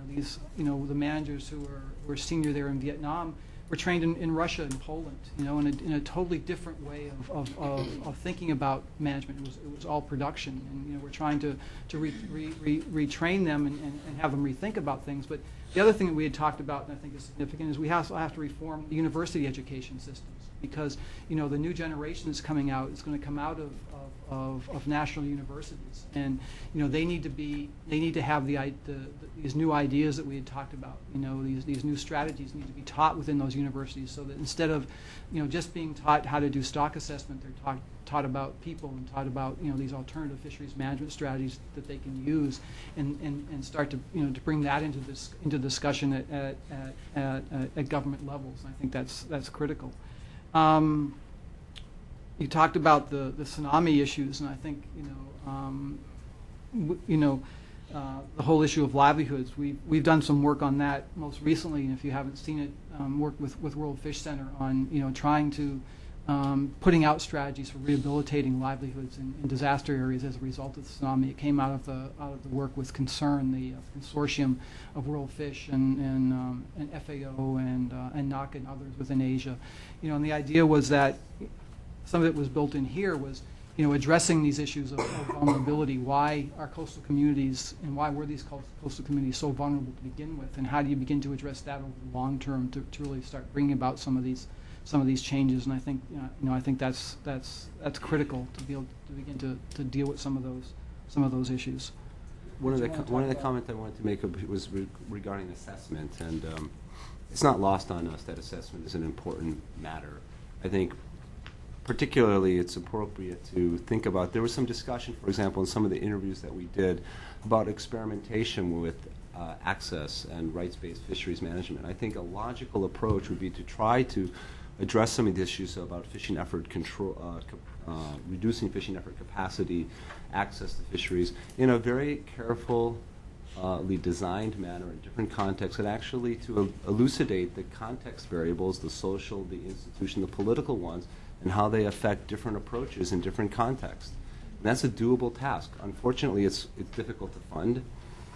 Frequently, people say, well, we know enough to act, and we should take action, and this shouldn't be a lack of information, shouldn't be an excuse for inaction. I actually see it more of in an adaptive management manner, which is that you set up these experiments, if you will, in quotations, and applying different methodologies. You monitor them carefully over time, and then you use that information both to change the management intervention in a systematic way, as well as sharing lessons through a learning network. I think some programs have increasingly done that. For example, AID, comparing the work that they did in the 80s and things, and the investments that they made in terms of assessments, compared that with CRMP and fisheries and Project Fish, it's a world of difference. So that I think where they were moving towards an approach where they're actually assessing progress and then encapsulating those learnings and translating them into education materials and getting that information out. But also I think there's an opportunity perhaps, to speak, to think broadly here about different donors coming together and actually talking about a explicit, if you will, experimental design where you try different approaches in different contexts and you try to understand these dimensions, the social dimensions, the human dimensions in a better way, in a more careful manner, so that you're more consistent in how you apply these different tools. Okay, terrific. A question, Heather here, and then the gentleman in the blue has been very patient. Ben?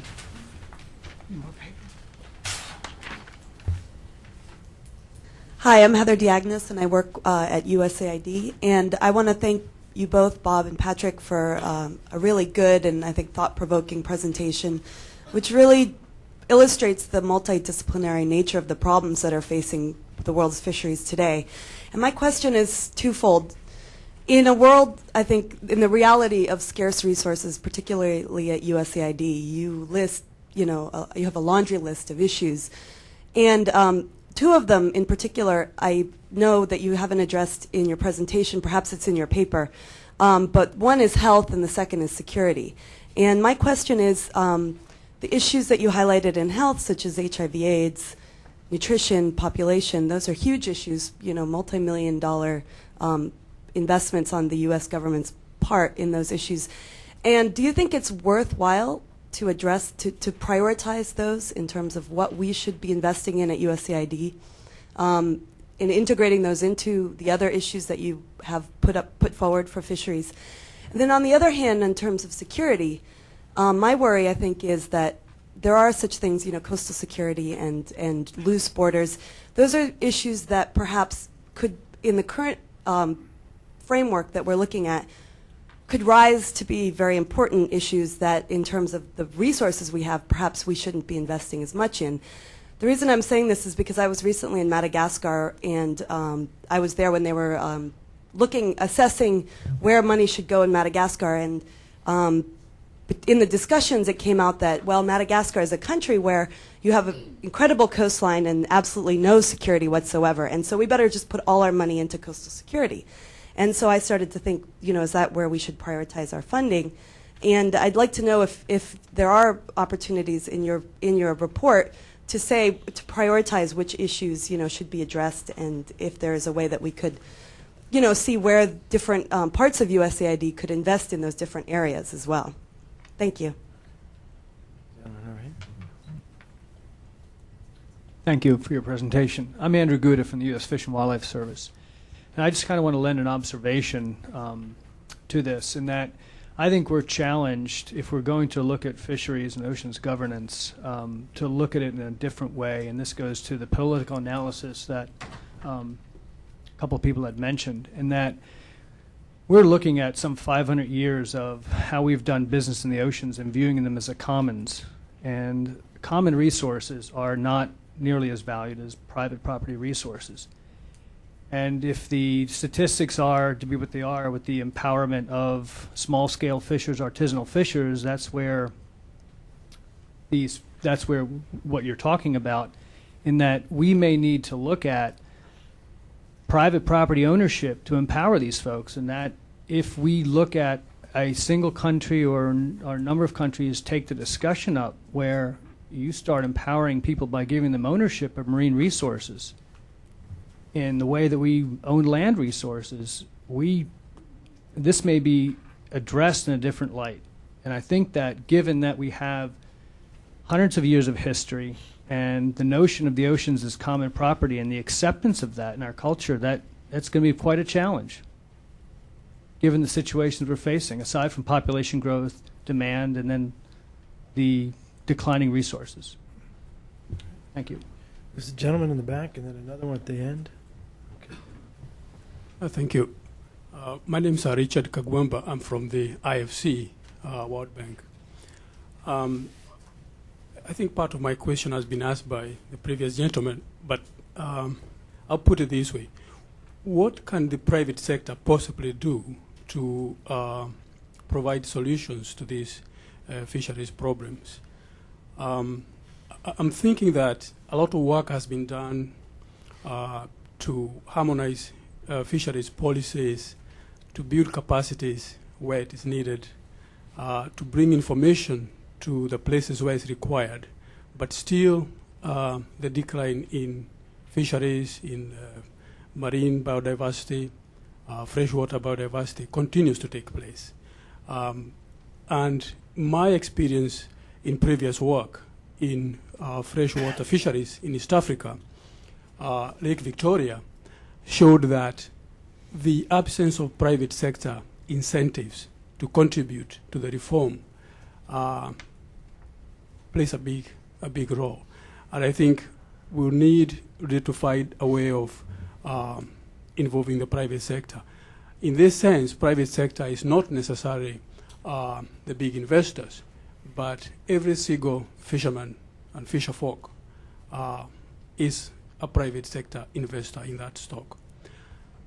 That's the question. Okay.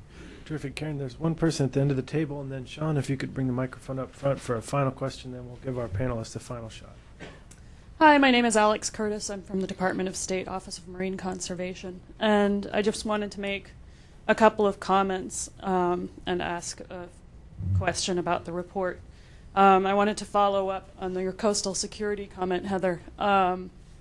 This is actually, I wouldn't want to put aside coastal security as something that can be very useful in terms of fisheries reform, because in fact that's something that we're finding as a possible very useful way to co-opt increasing enforcement and management measures.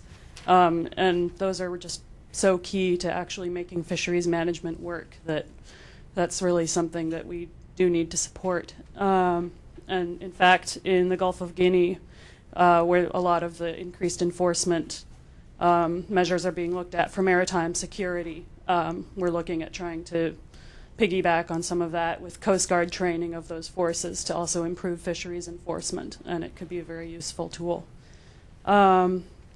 I wanted to compliment you as well on your presentation, and I think it's going to be a very useful report when it comes out. But I did want to ask, it seems like people really avoid talking about aquaculture, and it has a bad name, but it's an inevitable and very important part of the picture of sustainable fisheries and food security. And I was wondering if you are intending to address in any way how that links in as well into the integrated picture.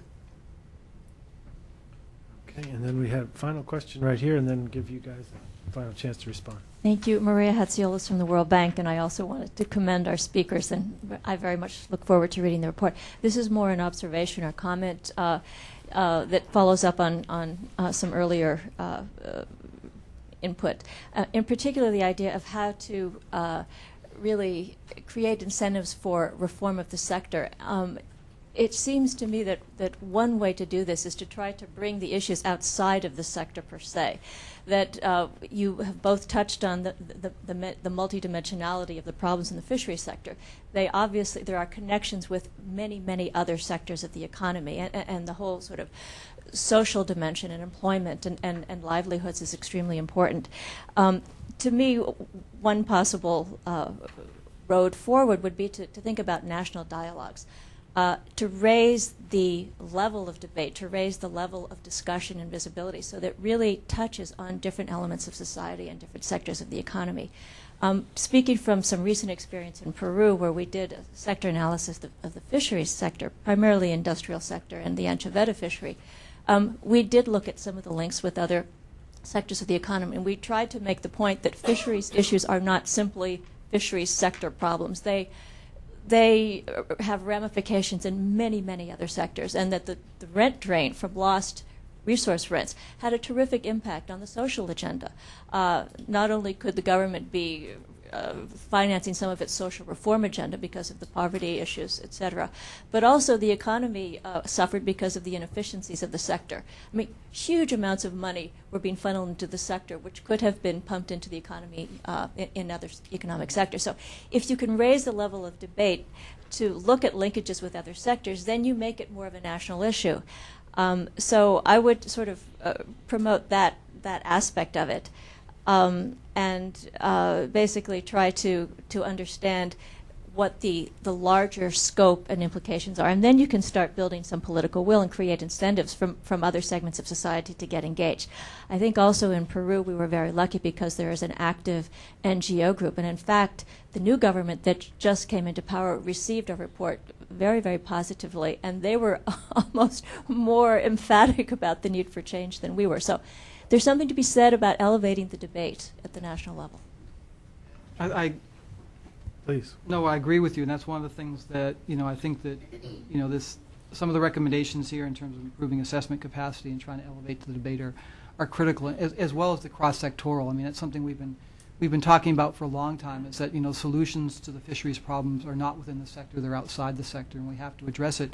And when we had the comment from you about what can the private sector do, I mean, I think that, this goes back to this whole cross-sectoral issue. I mean, when we start to deal with issues of excess capacity and what do we do with people? How do we develop new livelihoods? Well, I mean, part of that, to me, is the need for community and economic development. We have to be able to absorb it. We're seeing that in places like Thailand and Malaysia, where as the economy grows, we're seeing that labor being absorbed in other sectors of the economy. And it's an example of this is the kind of thing that can happen if we can develop these sectors, if we can get the private sector to be involved in developing areas, especially rural areas, economically. And it's, I bring it up because I just came back from 3 weeks in Vietnam. I mean, one of the issues we're dealing with there, we're starting a new project with World Fish Center, is the Vietnamese government has decided that in its master plan, it wants to reduce the number of small-scale fishing boats under 45 horsepower from 64,000 down to 30,000 by 2010. That's 4 years from now. They have no idea how to do that, and that's why we're engaging with them. But, most of these are in small rural fishing areas along the central coast of Vietnam. They're not in Hanoi. They're not in Ho Chi Minh City. And one of the big issues is how do you develop, and it goes beyond fisheries. It says how do you develop the rural economy of the country to be able to absorb the labor that is going into fisheries and that can't move to the cities in the south and the north to be able to do this. And this is the kind of issue we're trying to deal now with the Ministry of Fisheries and move out of the Ministry of Fisheries into the Ministry of Planning, the Ministry of Industry to talk about these issues and to try to get people within MOFI to Ministry of Fisheries to understand that these are very cross-sectoral, as you're saying, and that we need to engage the private sector to invest outside of these two north and south hubs in these central regions within the country to begin to address this issue that they want to deal with, but other societal issues within the country. The fact that people in the rural communities are complaining that everything's going to Hanoi and Ho Chi Minh City, and why aren't we getting anything? And so these are the types of things that the private sector, I think, can become actively engaged in to support, to deal with these cross-sectoral issues, to raise the dialogue, and to address some of these fundamental issues that are occurring within the fisheries sector. And I think it's critical to do that. Let me just deal with one other issue, and that's the issue of security.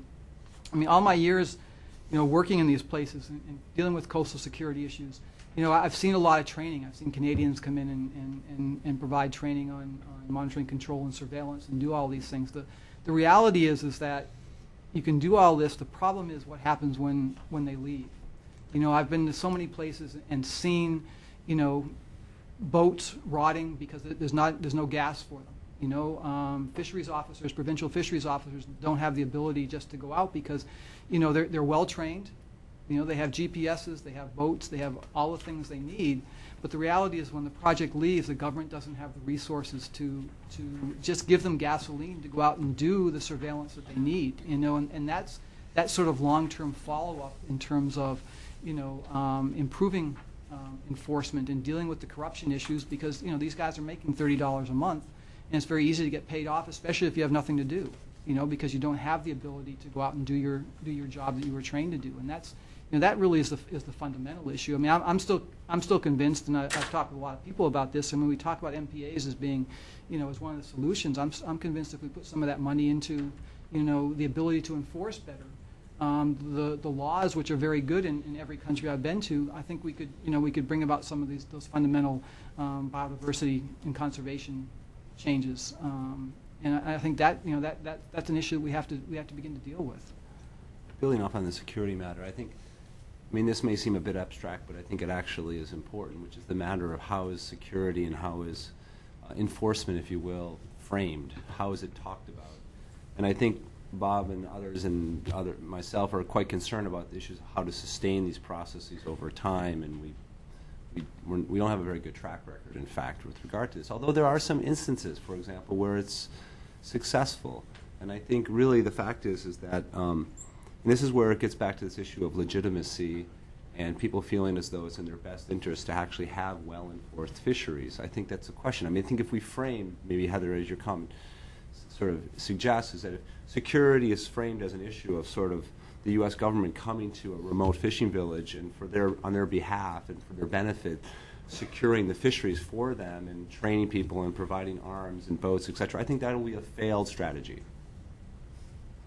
I think the fact, though, is if people look at it more as we want to maintain our livelihoods, enforcement is a fundamental component of management of fisheries, and having both compliance mechanisms and enforcement mechanisms, the top-down, the bottom, the coercive, the suggestive, whatever you want to call it, in tandem, I think is really important. And I think in those cases you can actually see that resource users will become some of the most active enforcers themselves. And of course it requires a long-term commitment, both in terms of donors as well as in terms of government support. So I think it's a question of framing, perhaps, and also making sure that it's discussed in ways that will engage people and empower them and gain their trust. As far as the tough question about what can the private sector do, I think it's a very important one. And I think we were trying to be suggestive here of, perhaps sticking the big toe into the water about engaging in an artisanal fishery like lobster, for example, and experimenting with a certification scheme. And that's a long road. I mean, I think it actually really fundamentally comes down to is finding a couple of good partners in the private sector, on the import side, on the export side, who really want to change the practice of business of fisheries. And they set the example. They raise the bar. Because right now it doesn't really exist, frankly, in this context in many instances. People are focusing more on the bottom line. And so I don't know what else to say, and this is going to sound like a flippant comment, but the fact of the matter is that focusing on accessing cheap resources that are caught in an unsustainable way and then sort of looking a blind eye to that is unethical. And I'm not saying all businesses behave in this way, but the fact of the matter is that relatively few are really focusing on ethical fisheries, sustainable fisheries, and ensuring that access to tropical fishery resources is done in a very careful manner. And I think actually, and this is also very important, is nobody gets a free ride here. I mean, I eat fish. I have eaten a lobster. I occasionally eat shrimp. And so we're not perfect beings. The fact of the matter is that we also need to be very aware of our own consumptive behavior in the U.S. context, and perhaps it's not within the sort of objectives or mandate of USAID to focus on informing the American public about these, but the fact of the matter is that I think what we see with organic foods, for example, is if you can create the demand for these kinds of resources, and I know that a lot of NGOs have been focusing on that, but if we can focus on the demand, then I think that the private sector will follow. So in any case, I guess we should wrap up there. It's been a nice discussion. I don't know if you have... I just have one issue that we didn't deal with. That was your question about private property ownership. And before going to Vietnam in early August, I was at the Asia Pacific Fisheries Commission meeting in Kuala Lumpur. And that included representatives from governments from basically Pakistan, India, all the way to the Pacific. I think there were about 20-odd governments represented. It was the first time in an open discussion like that of people from fisheries ministries, where I began to hear them talking about use rights and group user rights and these types of things. Essentially, the need to begin to, as I mentioned earlier, to begin to control access and begin to, to some extent, privatize or develop common property ownership of nearshore fisheries resources. And it was an open debate, and it was a fairly honest debate about these issues. And I think countries are now considering these types of approaches.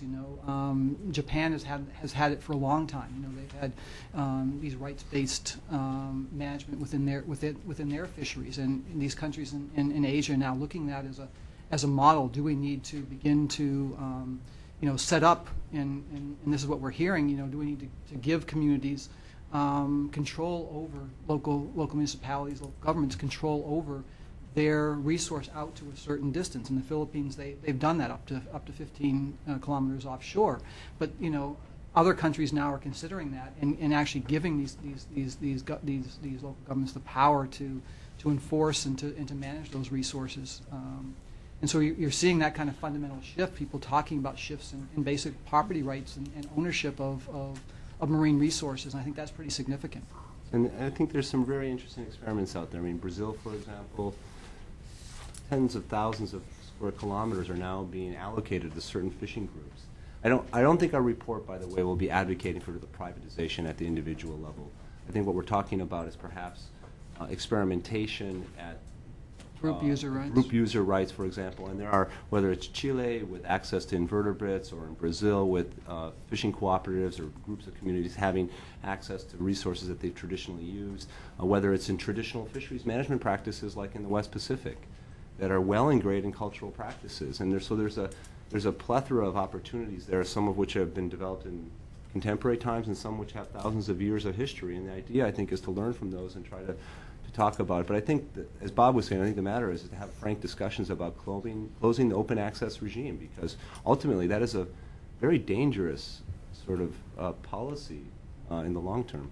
I mean, Francis Christie talked about turfs back in the 70s. I mean, territorial use rights in fisheries. And, I think, now with all the issues that are occurring in the fisheries, people are starting to come into the political dialogue now. Okay, terrific. I'm afraid we've gone over, but that's because there have been lots of good questions and certainly lots of good responses. Thank you all very much. Thanks particularly to our guests and our experts, but thanks for really engaging with some terrific questions. As we said, we hope this is just a start. We will have another 5 meetings and really get into many of the issues that we've all dealt with here. And we look forward to doing that in collaboration with AID and with all of you. And as we said, meant to be something that is not just a U.S. government strategy, but is a strategy with all the different key stakeholders and such.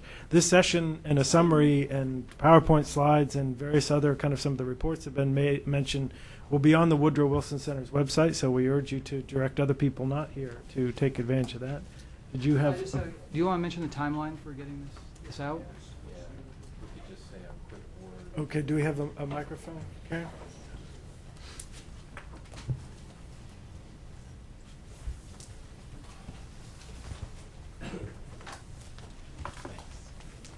Yeah, just a quick word about the completion of the report. It is in near final draft right now, but it's undergoing significant reorganization and substantive inputs. And clearly the inputs and comments we heard, questions today, are going to be discussed and incorporated as much as possible. We're trying to, though, make it a slim report, slimmer than it is, and so we're going to have to be strategic in what we can address, and we will not be able to get into the entire issues around all the issues around aquaculture, but we will address the connection between aquaculture and capture fisheries. One other point I would like to just make is that this seminar series is still a work in progress in terms of themes and speakers, and if anybody in the room would like to come to either Barbara or myself to propose themes or top speakers, we're certainly open to that. This is not our agenda. This is this forum's agenda, and so please don't be bashful. Yep, terrific. Thank you very much, Richard. So won't you all join me in thanking our guests here for today's discussion.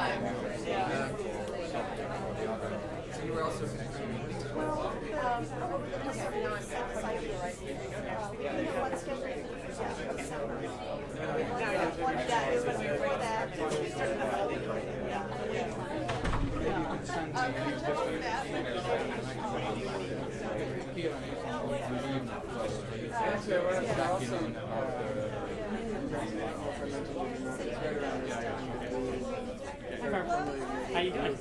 I'm glad to see you're still wearing your pretty gown. That's a good trademark. The first one's like reminds me both of the blue gown from the Chesapeake and I think you're wearing it for the first time in video. Oh yeah, that's it. I had a question actually about the lake document.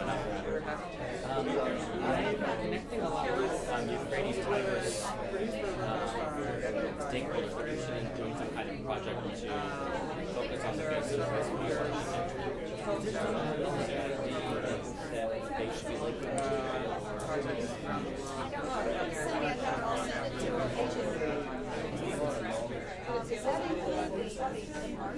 Did it have to bring at a lot of the programs? It's gender programs. The person I'm working directly with is actually with the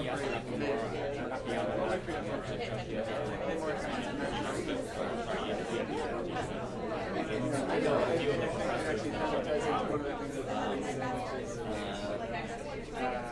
when you're ready to look at all this,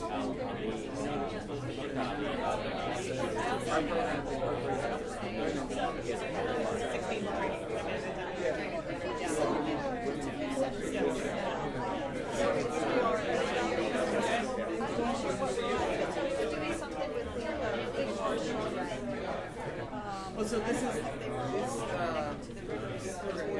okay. Hey, it's worth a try. I recently found out what Jeff's punishment for international waters was not large enough that they're going to be able to support something there. I understand. So I was thinking, hey, how else can we be able to support? Okay, well, thanks a lot. Enjoy your meeting with me. That's it. They're all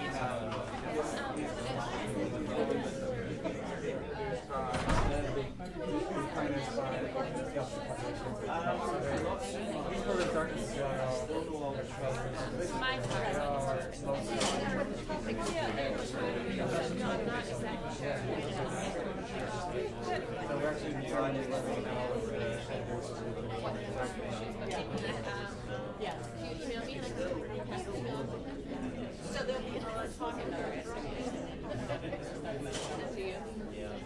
No.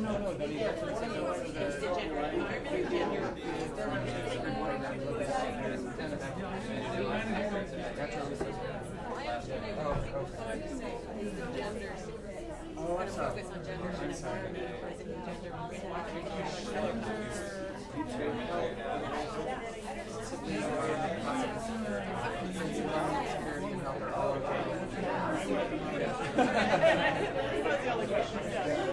So we're always excited when questions are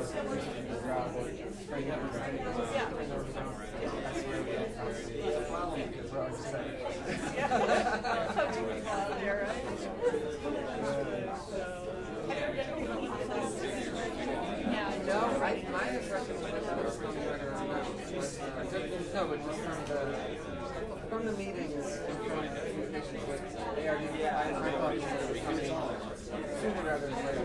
They thought this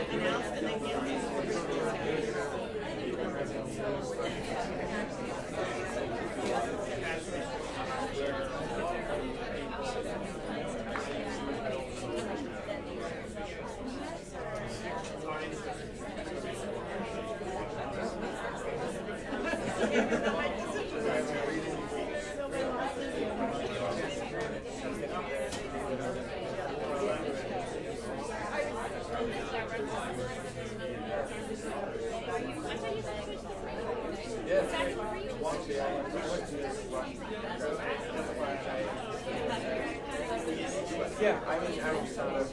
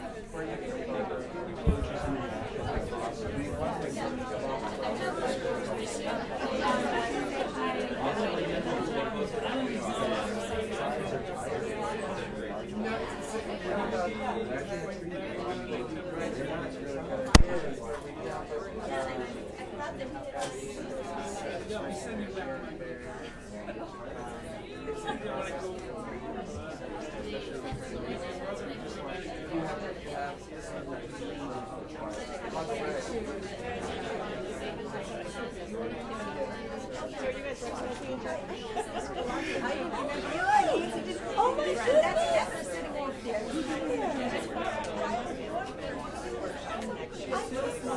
Do you live here in DC?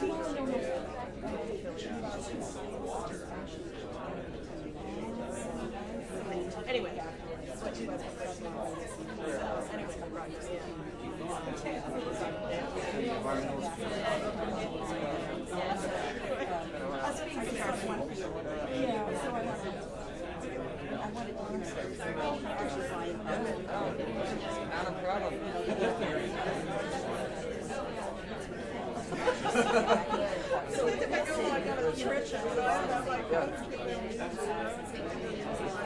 I actually, as they were saying that, I was thinking a lot of times when some, when you try to make things, I use some as an example of how to do it. It's very hard.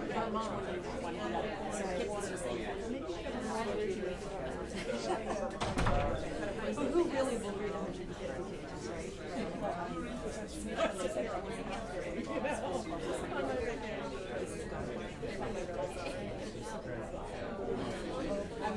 All right. Yeah, thanks. Hey, how are you? Good, how are you doing? Good.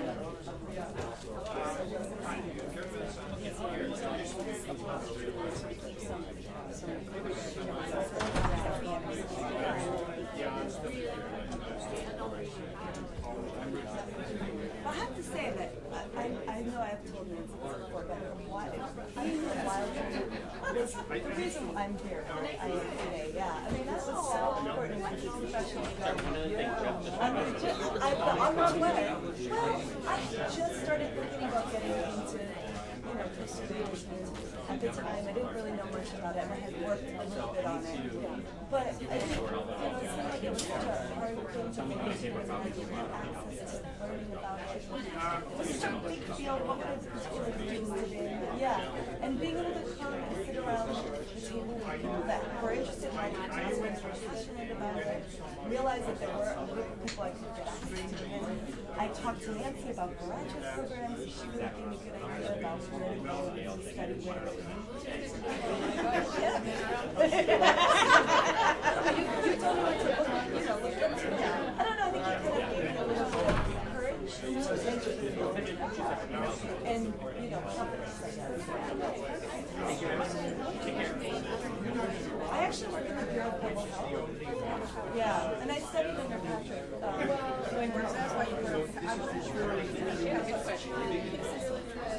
Yeah, well, I'm worried about the security issue. I hope it gets highlighted in my work and overtaken because it's a very major deal now.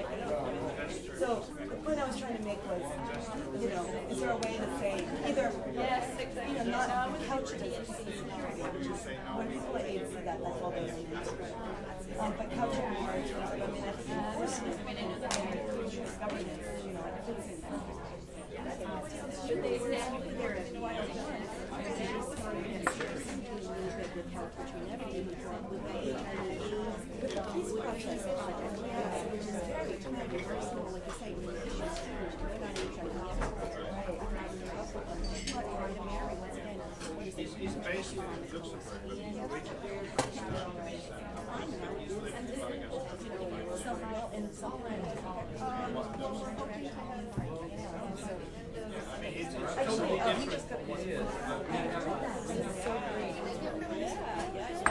I actually work really closely with PRD. So I work in the population environment program in the office of PRD. So I work really closely with PRD in the population environment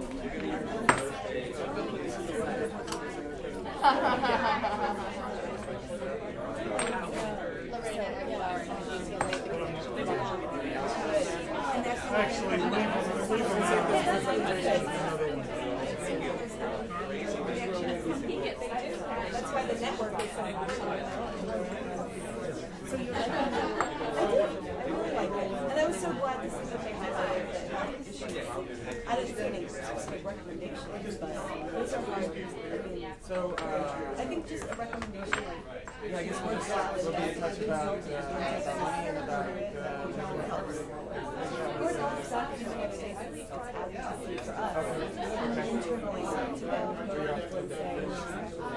that's advocacy for us. Internally to them and say, Well, okay, yeah, I've got to actually, I'm the reason it's here. I manage the oh, really? So this is something that needs to be done. You want me to take it upstairs? What? You want me to take it upstairs? Yeah. I'm going with them to the Philippines to evaluate. Oh, yeah, well, so, did they change everything? Is it process? Yeah, no, it's just other response and And where we're going to have a great trip.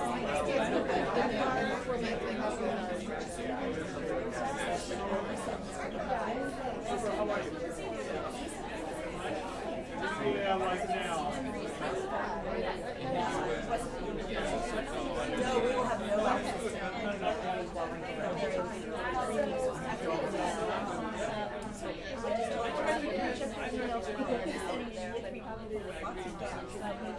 But you know what?